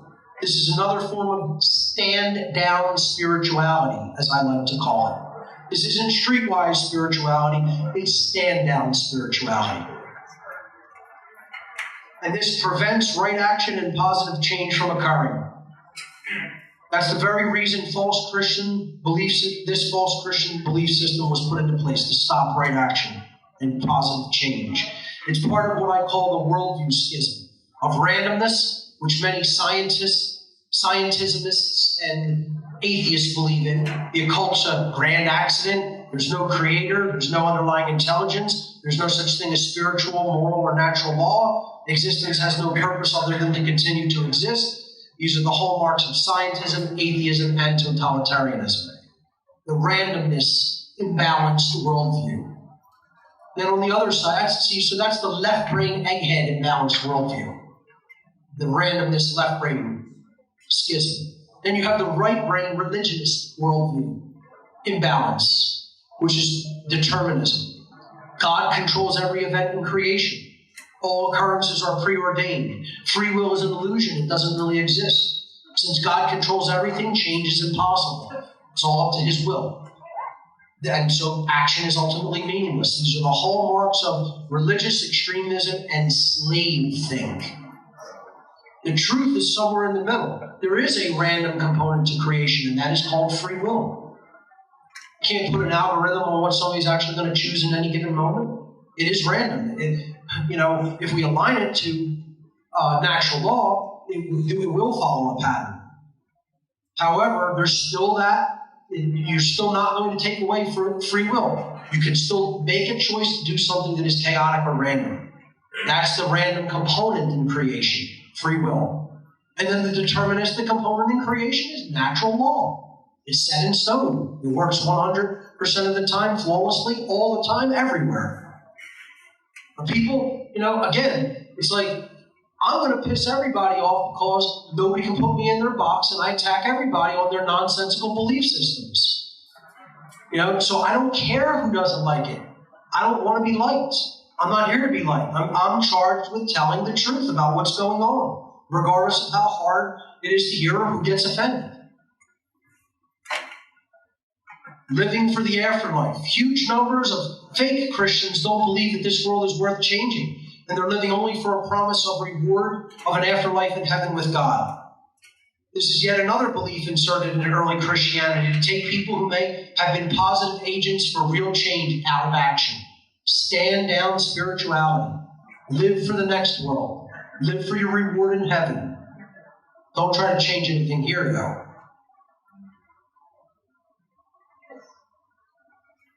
The false Christian belief that earth is Satan's kingdom, so why should I care about it? Another false Christian notion which destroys positive change in our world is the idea that we live in Satan's realm, that the earth is Satan's kingdom and not a realm of free will. This idea convinces people that they are powerless and ineffective and should just submit and hand over our rights willingly. Some fake Christian sects actually welcome the ongoing social and environmental destruction of the earth because they believe this accelerating carnage means that the biblical tribulation of the prophesied end times is upon us, and salvation for the believers in the afterlife lies just beyond it, just around the corner. True Christians reject this foolish worldview and have instilled within themselves a deep recognition of the critical importance of both free will and personal responsibility. Now here's a section that I think some people will find interesting. The holy anointing oil and self-ownership. Jesus is widely known as a healer and performer of miracles from the New Testament stories of how he healed the sick. He's said to have performed miracles by healing, quote-unquote, incurable eye conditions and skin conditions. And he even healed people who were on the verge of death. Evidence is coming to light showing that it is quite probable that cannabis oil was the main healing agent used by Jesus or his disciples in his performance of these healing miracles. Almost all the representations of Jesus' companion, Mary Magdalene, show her holding a small vessel of oil, similar to what you might see in cannabis oil or cannabis oil extracts. I mean, this is a miracle plant, folks. It's probably the most medicinal plant on the surface of the earth, put there by the creator of the universe. Here's an image of Mary Magdalene, clearly showing her using some kind of a very viscous golden or a deep amber substance in some sort of crucible or vessel. The healing oil Jesus used was referred to as cannabisum. Now just think about that for a minute. The name of the healing anointing oil that is even referred to in biblical scripture was cannabisum. It comes from the Hebrew noun kana, transliterated K-A-N-E-H, which means reed, and the Hebrew adjective bosem, B-O-S-E-M, transliterated, meaning aromatic, which would very well describe what cannabis is. This oil was also referred to plainly as cannabis, K-A-N-N-A-B-U-S, instead of C-A-N-N-I-B-A-B-I-S. Okay? Almost identical in phonetic, pronunciation too. Just slightly different in spelling. Cannabis was continuously mistranslated in Hebrew as calamus, which is a useless reed. It would make complete sense that cannabis would be the substance Jesus used to heal, considering what we now know in the modern age regarding the plethora of diseases and conditions this miraculous plant is capable of treating and healing. Let me tell you something. Cannabis is the miracle plant. I mean, it's the cure for cancer, folks. I mean, if you don't know that by now, I mean, you're way behind. People have to watch the Rick Simpson story on YouTube. Now, this man was a saint. He's a saint in our modern times who healed so many thousands of people of cancer, it's almost uncountable. Now, what was his reward? What was his reward by the ruling authorities who, if you do good deeds, are going to praise you, right? They tortured this guy. They harassed him out of the United States to a point where he had to move to Croatia to keep healing people of cancer. I mean, the absolute trash that would take a man who's healing children of cancer and try to make a criminal out of him. Like I said, talk about people who deserve to be crucified. Here's some ancient depictions of Jesus showing him healing the sick with the cannabis plant shown close by in the scene. Clearly, the cannabis leaf. You know, and the fake-ass Christians will say, oh no, this is the devil's plan. Government needs to continue to ban and suppress this. Now, even today, it's still being done. People think, oh no, it's being legalized. No, it's not. People are still going to jail over cannabis. It's a disgrace. The trash that would throw somebody in a cage for their usage of a medicinal plant. Absolute moral trash. I mean, like when you start, you really get to me when you start preventing children from being healed. Like then I get into a murderous rage when I think about that shit. Cannabis is currently used to treat 700 medical conditions without the toxic side effects of pharmaceutical drugs. Imagine if doctors today could freely dispense this healing medicine without the repercussions of being placed into a cage through the false doctrine of man's law. When cannabis is used to treat all forms of cancer, when you see cannabis used to treat all forms of cancer, or see how it helps a child suffering from seizures to be able to start living normally again after just one dose of cannabis oil, you will understand what a miracle it truly is. I know someone who healed endometrial cancer, which is cancer of the lining of the uterus, with cannabis oil. Her doctors gave her a death sentence and said, go home, put your affairs in order, you have 6 months at best. And her husband said, bullshit, I'm healing my wife.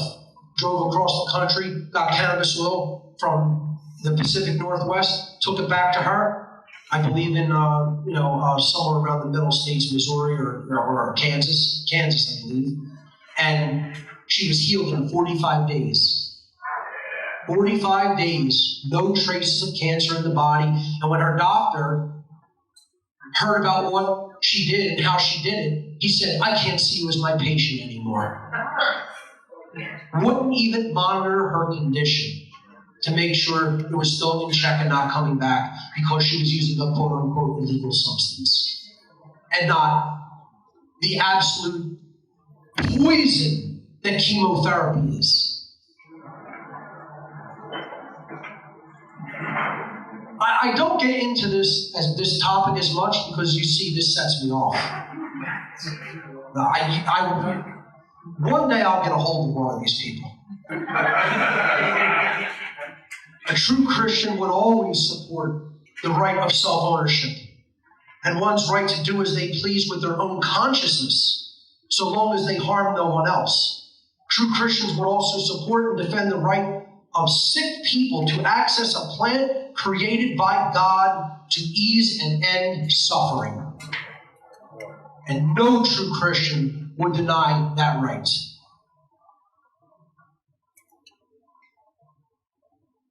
The idea that I'm saved and that's all that matters. Another false Christian belief. Many fake-ass Christians hold the belief that as long as their life is going well and they accept Jesus, that they're saved and they're spiritually complete and that's all that matters. Too bad for all the rest of the sinners. This is not at all what Christianity or any form of spirituality for that matter is about. True spirituality encompasses self-care and personal betterment, but also recognizes the law of one, that we are all connected, that everyone is suffering if anyone is suffering. That is the law of one. If one suffers, all are suffering.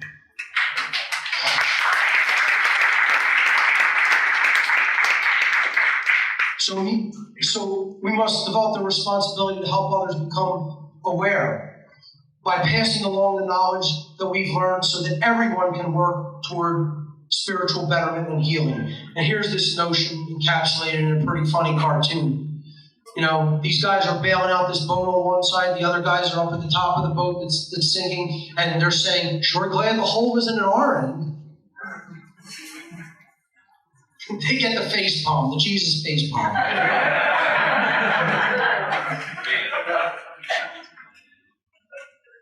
Who did Jesus oppose and expose? The three worldly dynamics that Jesus actually fought against during his lifetime, as described in the New Testament, were what I call the unholy trinity: religion, money, and government. He challenged the established religious orders of his day, the Pharisees and the Sadducees. He took great issue with the usury of the temple money changers, who were the established financial order of his day. And of course, he was convicted and crucified by the Roman government at the behest of the religious and monetary powers. This example, which faith Christians never talk about, also serves to illustrate where the true power of the control system ultimately lies. Who ultimately petitioned the government to crucify Jesus? The religious orders. And they were working at the behest of the monetary system as well, in collusion with the monetary system, I should say. But ultimately, who persuaded Pilate and the Romans to perform the crucifixion?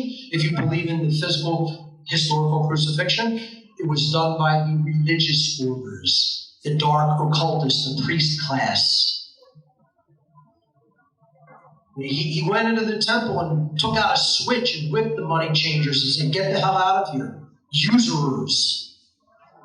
You know, churches won't even talk of usury today at all. Won't even mention it.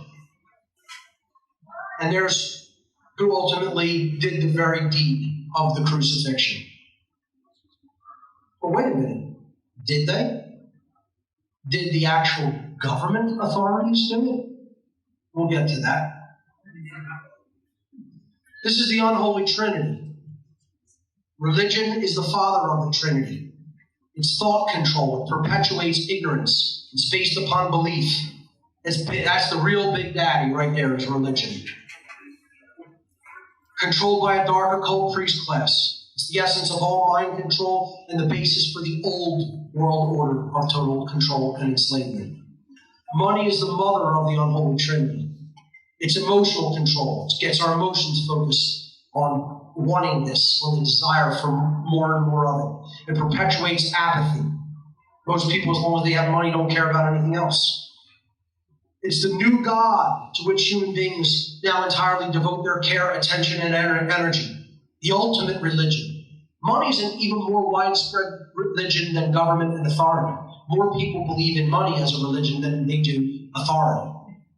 It's the basis for the New World Order. It's the ushering in. It's that which gives birth to the New World Order because of what people will do for money. Government is the child. It's the ultimate manifestation that comes from the father and the mother. It's the control of the physical body. Physical slavery. It perpetuates cowardice. It is based upon the erroneous belief in authority, and it is the violent enforcer for father and mother. The dark occultists and the banksters. Government is the New World Order.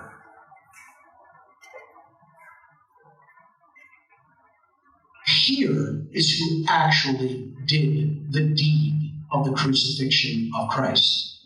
The police murdered Christ. Now, I say this to so-called Christians, and they look at me like I have an 8-headed hydra growing out of the side of my neck. What? What are you talking about? The police killed Jesus. Absolutely. The police murdered Jesus. The police force of the Roman Empire were ultimately responsible for the death of Jesus Christ. The centurion, and again, whether you believe in this as a historical story or a historical account or an allegorical story, it doesn't matter. The centurions were the Roman police force. They were actually responsible for the death of Jesus. They're the ones who actually did the crucifixion. crucifixion when Pontius Pilate gave him the order. The centurions, the Roman soldiers and police force of their day, killed Jesus, following orders of the Sadducees and Pharisees in collusion with the money changers and the Roman government. Subservience to the state is a false doctrine still believed in by fake Christians today, even in spite of Christ's lifelong battle against and murder by the state's law enforcement agents, clearly described in their very own scriptures. And they can't see it. They can't see that the police killed Christ. Just doing our job, Mr. Jesus. Quit breaking the law and this wouldn't happen. Can't you just hear them saying it? I know I can. Modern police are blocking Christ's work with violence. This is actively taking place as we speak. Another thing that sets me off into violent murders, rampage, red Hulk zone. Okay? I mean, this is the kind of stuff that I cannot tolerate. I cannot stand thinking about it. I try not to subject myself to reading more and more about it. Because at some point I will explode and take out my aggression on these people when this control system comes down. And they will pay for what they have done. In the physical world, through action. Karma's not going to get them. Real world people are going to get them. Government has outlawed the feeding of the homeless, and Christians everywhere are silent, doing nothing about it.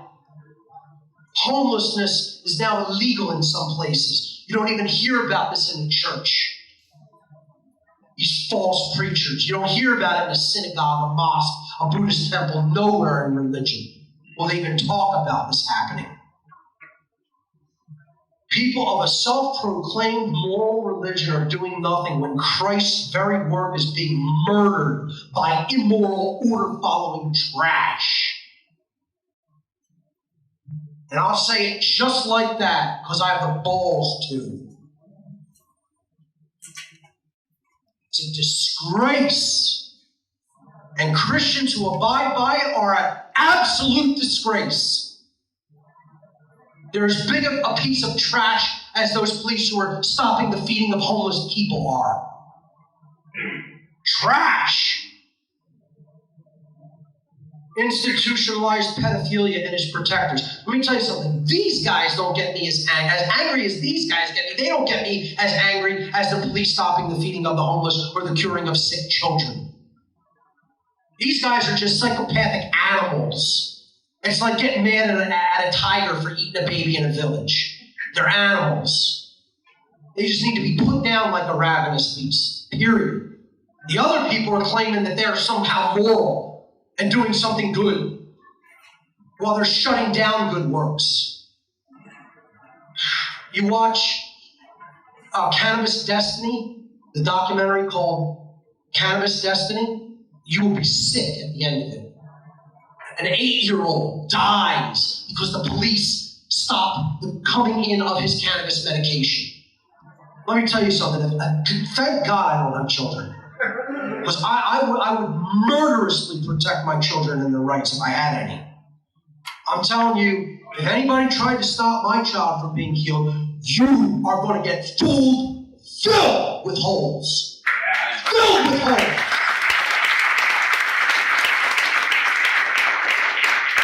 That's why maybe it's better off I don't have children. But that's how protective I would be of my child. The plague of pedophile priests is an extreme crisis throughout the world.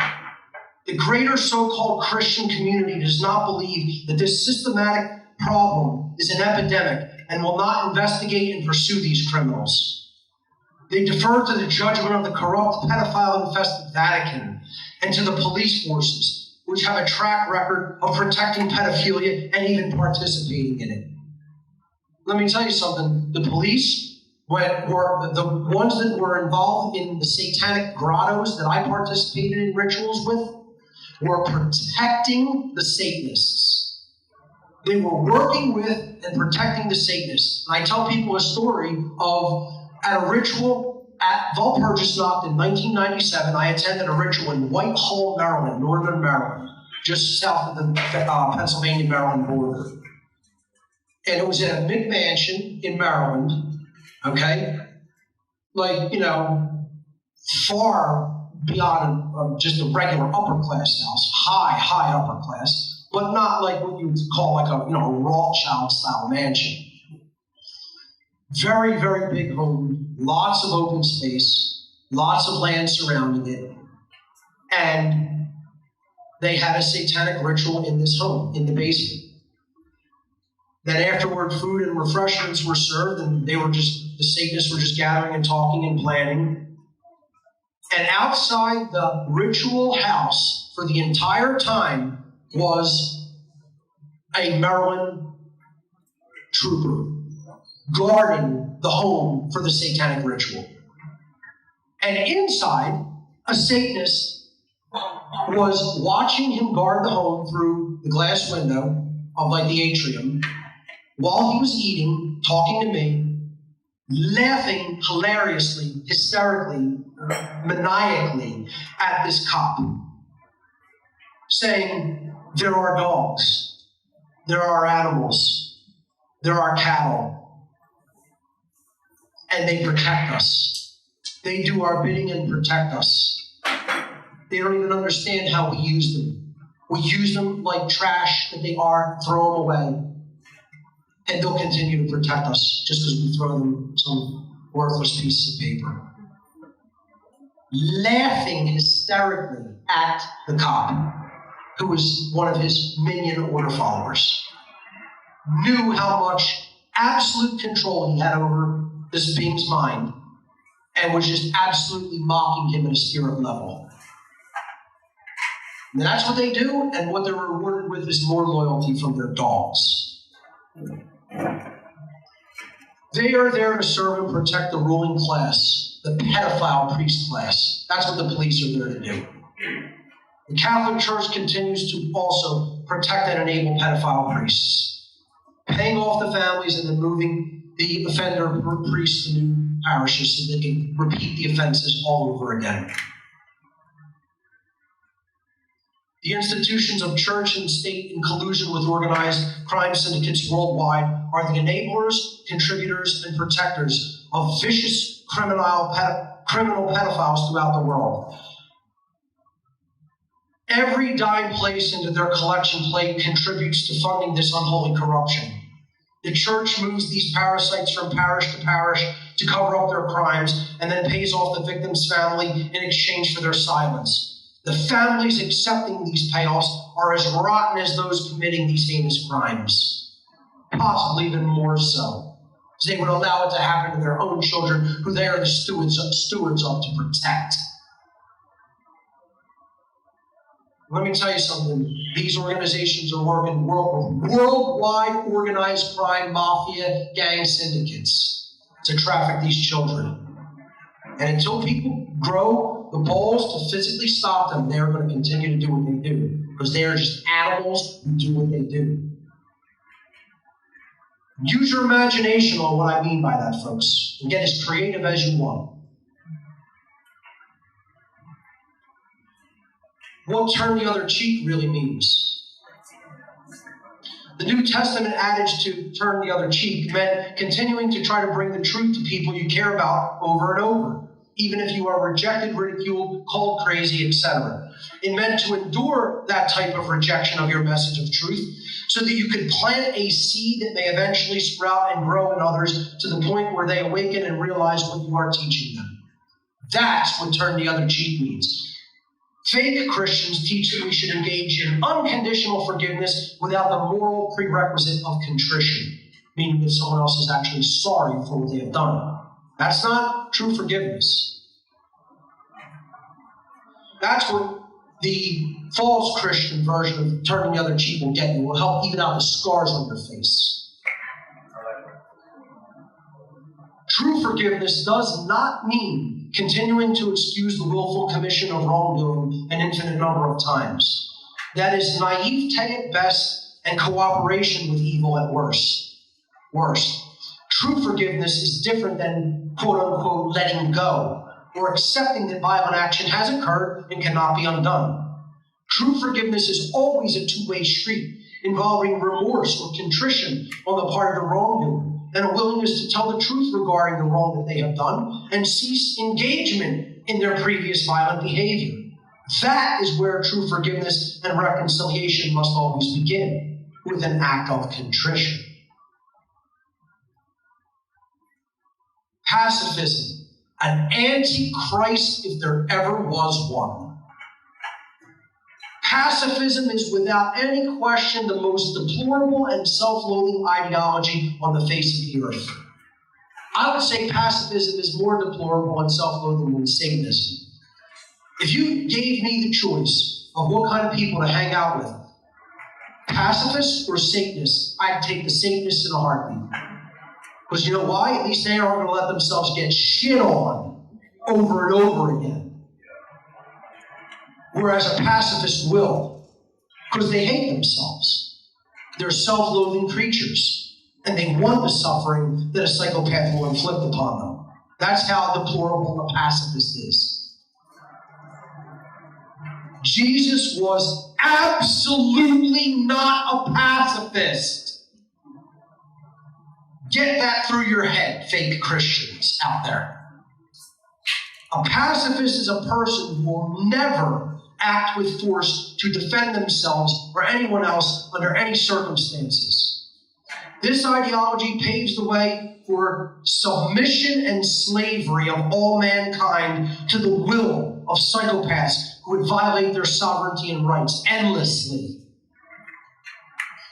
Pacifists do not understand the difference between violence, which is coercive and wrong behavior in which no one should ever engage, and self-defensive force, which is a right that is unfortunately often necessary to prevent life and rights against those who would violate life and rights without the right to do so. Pacifism is nothing more than a euphemism for victim mentality, and it has nothing to do with true Christianity. Pacifists will turn us all into victims. Pacifists get conquered and eaten. That's what happens to pacifists. See, a pacifist doesn't have any real, true, deep internal self-care. Because if they did, they'd take action against someone oppressing them and taking their rights away from them. That's because they love themselves and they love others enough to say, you're not taking my rights or anyone else's. And if I have to engage you in the physical domain, I'll do that. No true Christian would ever claim to be a pacifist. Pacifists would let all forms of evil in this world run amok. The New Testament adage to love your enemies was meant to be taken at a spirit-level understanding, not a literal one. See, I could look at an absolute enemy coming for my rights and freedom and say, guess what? I love you at the spiritual level, the spiritual domain level, but you can't stay here. Okay? And then take them out if they refuse to stop violating rights. I love those people at a spiritual level domain because I know they're broken souls. But that doesn't mean I'm going to let you continue to let evil just continue unchallenged. There's nothing Christian in that. There's nothing holy in that. There's nothing good in that. At worst, this was another example of enemy provisions written into the scriptures by the enemies of true Christians themselves. Love your enemies is meant to represent sympathizing with just how destroyed someone must be at the soul level to do the kinds of evil acts which they are doing. It did not mean to just allow them to continue doing evil unchallenged and with total impunity.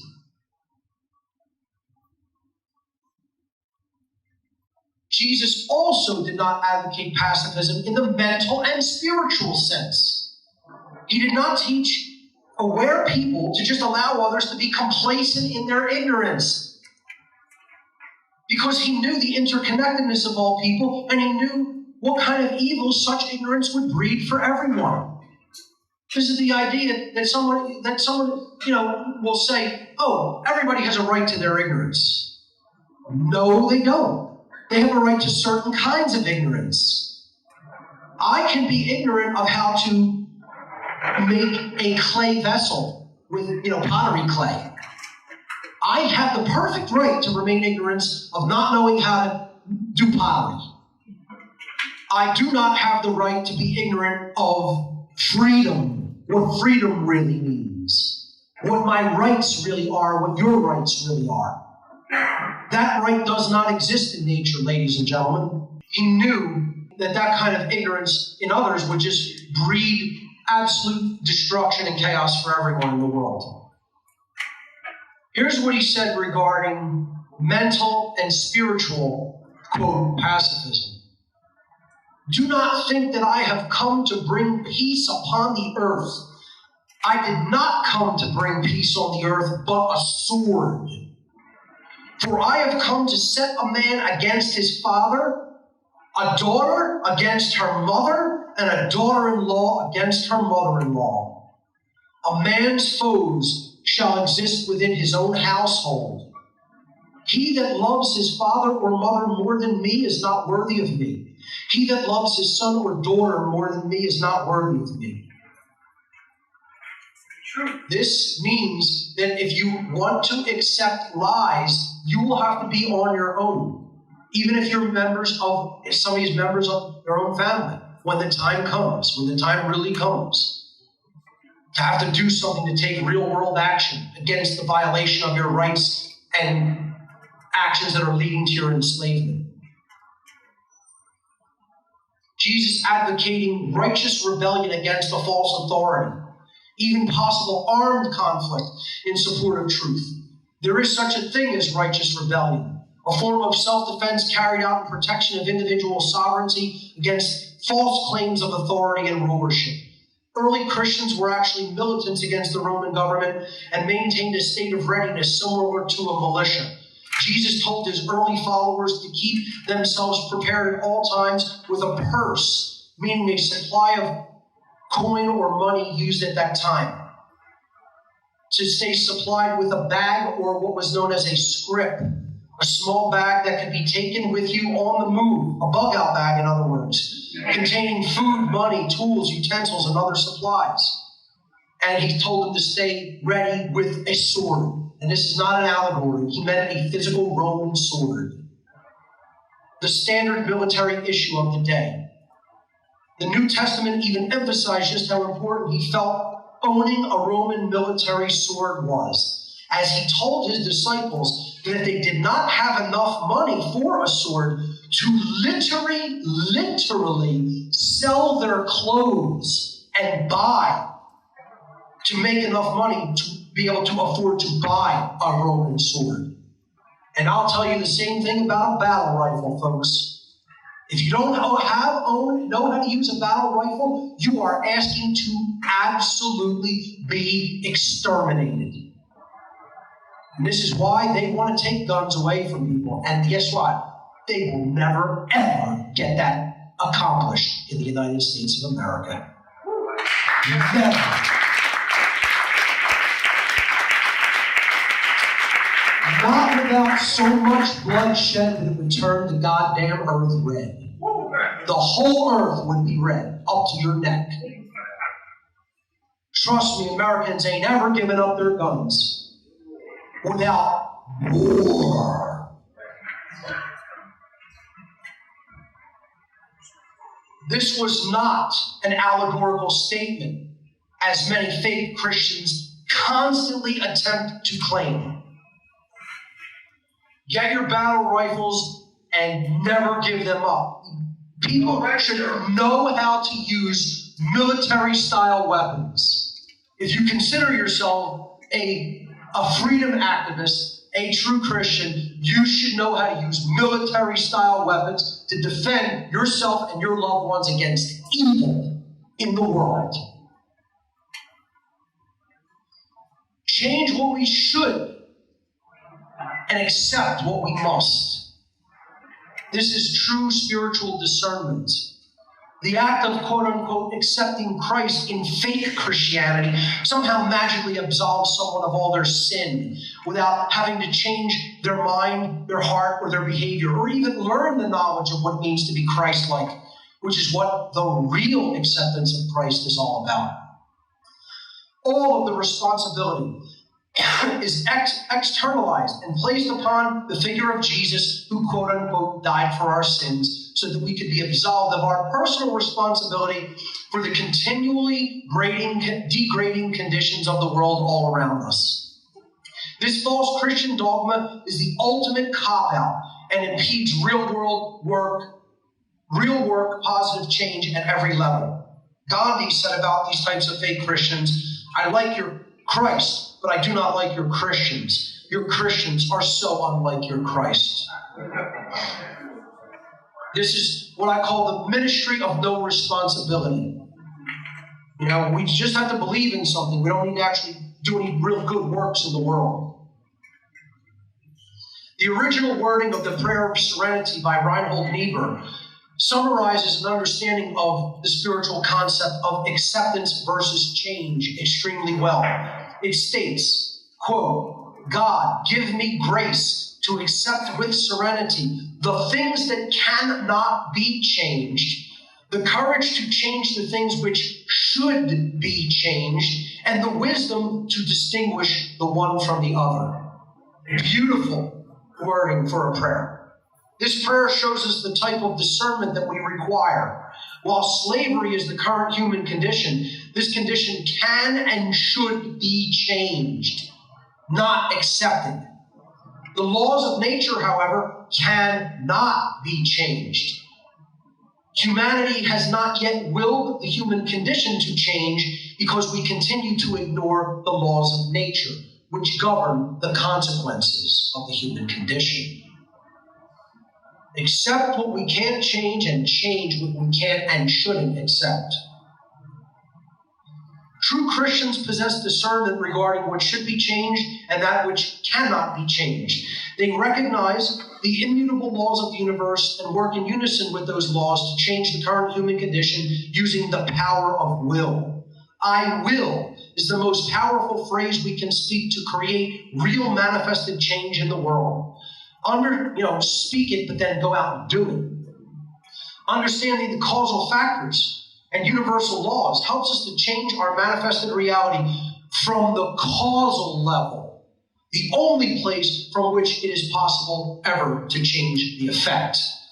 This is the difference between the plane of causality and the plane of effects. The plane of causality is the why that underlies and precedes all manifested reality. All power to effect change lies here. And thus, this is where our consciousness must go, to the understanding of underlying causal factors. The plane of effects you cannot change anything from. That's where the manifested realities which have already formed, already hardened and compressed and formed in the physical domain, have happened because of their causes. No power to effect change lies in the plane of effects. Unfortunately, this is where human consciousness seems to be trapped.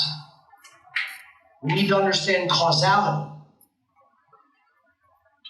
True education is the only solution. I'm getting ready to wrap up now with some of the final concepts about how we can really get out of this mess. Helping to alleviate ignorance is the best way to help alleviate the suffering in this world, because the main causal factor of all that suffering is firmly rooted in ignorance. A true Christian uses their spiritual knowledge and enlightenment to influence the improvement of others. There are endless sorts of works and efforts that people decide to become involved with, endless charities and whatnot, that only ever treat the symptoms of suffering from the plane of effects. And so they are ineffective in the long term because they do not address the issues of spiritual knowledge and consciousness in the realm of causation. The endless stream of self-inflicted suffering will continue until the underlying cause is identified and alleviated, which is always accomplished by transforming ignorance into knowledge through true education. And this is why conscious parenting is so important if one considers themselves a true Christian. Manly P. Hall said, "It is not the wrath of the Almighty, but the stupidity of man that is causing most of the trouble." Jesus became a teacher in his ministry because he recognized that was the most effective way to alleviate human self-inflicted suffering, and it is the same reason I became a spiritual teacher. I decided when I understood Satanism at a fundamental level, I understood these people were in control of the world, I asked myself, what is the best way to help? And the best way to help is through true education of the masses of people. And without that education becoming common sense and morality in the masses of people, we're never getting out of this slavery. This is what was meant in the allegorical story of the wedding feast at Cana, when Jesus turned water into wine. He performed alchemical transformation in consciousness. If the so-called Christians and the so-called truth movement, for that matter, focus their grassroots efforts and resources into a worldwide campaign to teach the truth of universal, cosmic, moral, natural law to everyone, think of how many people could be reached with a message of self-improvement, conscience, and freedom. For everyone to know the truth of natural law will truly make us free.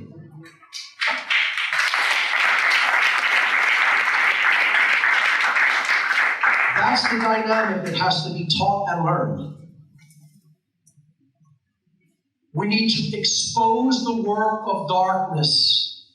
Ephesians chapter 5, verse 1 says, "Take no part in the worthless deeds of evil and darkness, but instead expose them." At this time in history, doing nothing regarding the ongoing destruction of human freedom is complicity with such evil. Staying silent is complicity with evil at this point, folks. How many so-called Christians are speaking openly about such dynamics in our world? Barely a handful. They're totally silent and complicit. One cannot go to many churches throughout the world and hear about the globalist agenda for a dark new world order of slavery. You're not going to hear that in the churches. You're going to hear, just pass the collection plate down, put the money in the plate. That's what you're going to hear. So-called Christians barely discuss such topics, let alone attempt to get down to the root causal factors of evil. Even fewer attempt to expose that evil. They say nothing and do nothing. Real Christians do the great work of creation by exposing the works of darkness for all to see, hear, and understand. If you're not doing that great work of exposing evil, you're not a real Christian. Natural law is the law of one. It is the core underpinnings of all true morality and thus the core underpinnings of true Christianity and true spirituality. Morality is inseparably tied to freedom and to order. And immorality is inseparably tied to slavery and to chaos. It is impossible to escape this universal law because at the highest level of our reality, everything is connected, fundamentally connected. Every being is connected to every other being through the law of one, such that when one suffers, all are suffering. True Christians know that the true self is pure eternal consciousness, and that we are spiritual beings having an experience in the physical world to learn and grow in consciousness. They know that the true self has a universal connection to the all, so that our actions affect everyone, and they echo in eternity. True Christians recognize the imperative need for true and objective morality during this time of crisis in which we now live. True Christians study and understand natural law so that they align their actions to true moral behavior. They reject the trappings of exoteric religion and understand occulted esoteric knowledge and how it has been used to enslave humanity. True Christians reject the illegitimate authority of any human being over any other human being. No masters, no slaves. Most of all, true Christians teach all of these truths to others because they know that the ignorance of anyone affects the freedom of everyone.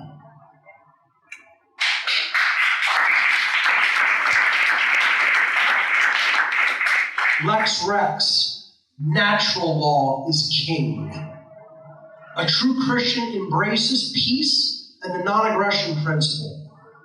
See, a true Christian is peaceful, but not a pacifist. Filled with the spirit of peace, but ready to take self-defensive action against evil at any moment. That's what really embodying peaceful behavior is.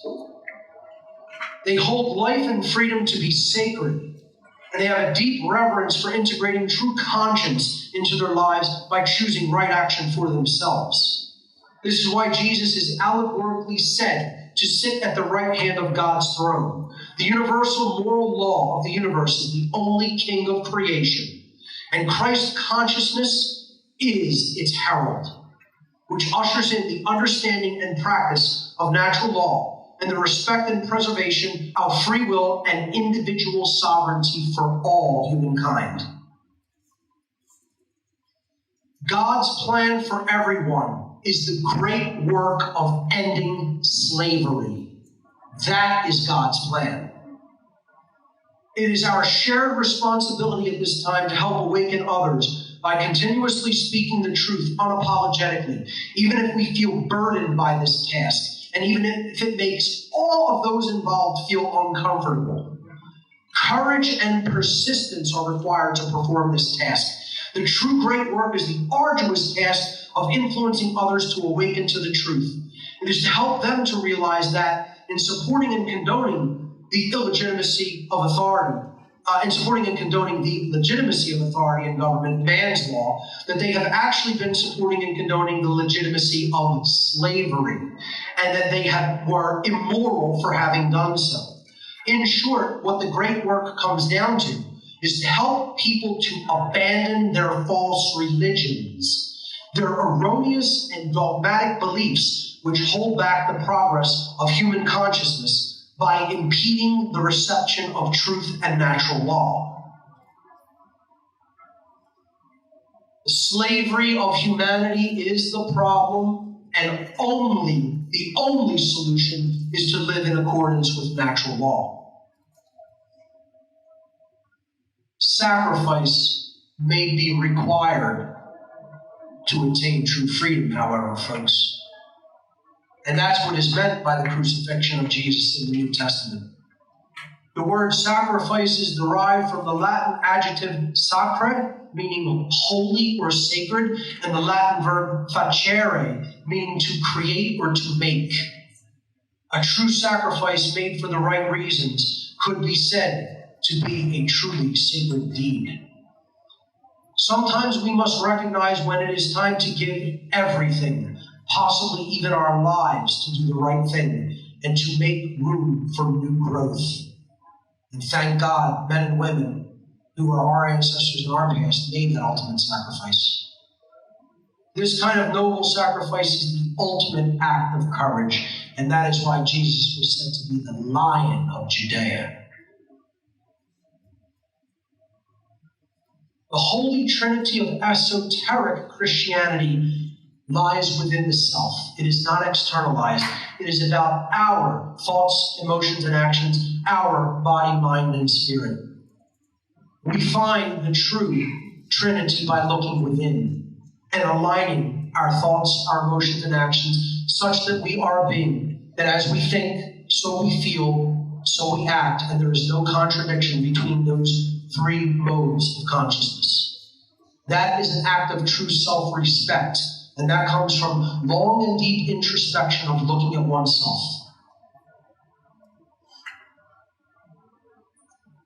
True Christianity is about constant improvement, but never about being perfect, never about perfection. As I talked about earlier today, I'm the farthest thing from perfect. I don't claim to be perfect, and no one else should either. We are in the physical domain. We are flawed human beings at some level, and we're not perfect. We're not God-like entities.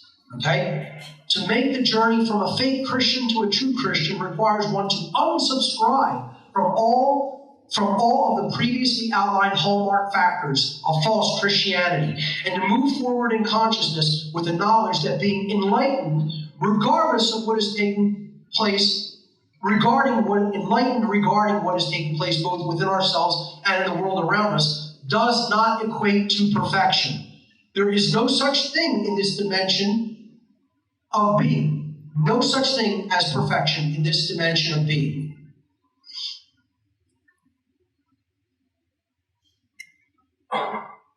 Christ consciousness is a living embodiment of natural law principles to which one must endeavor to align their behavior, so that our individual and collective choices will not generate self-inflicted suffering.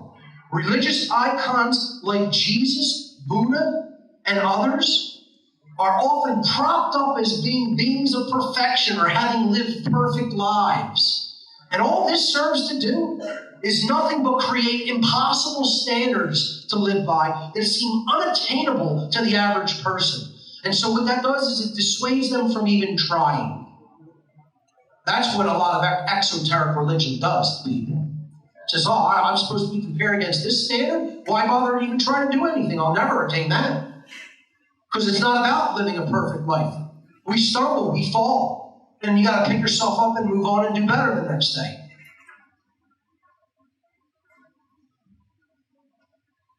The true standard by which we should be living is not to be perfect, but to try to be better than you were yesterday and keep moving forward.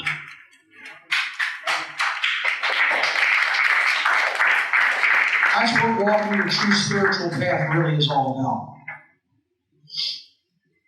Finally, the Sacred Heart of esoteric Christianity, because that's what this is all about, folks. This is about love. This is about loving oneself, such that you will not allow your rights to be disrespected, your sacred God-given rights. This is about the love of others to help take them out of their ignorance so you stop creating self-inflicted suffering. This is about worldwide love in the sense of agape. Love that goes beyond romantic love and goes beyond the love of even brother and sister or family member. It is the love of truth. And it is the love of doing what is right. Jesus said, if ye continue in my word, then are ye my disciples indeed. That is the essence of the true Sacred Heart of Christianity right there. Freedom. Ladies and gentlemen, thank you so much for your kind attention today.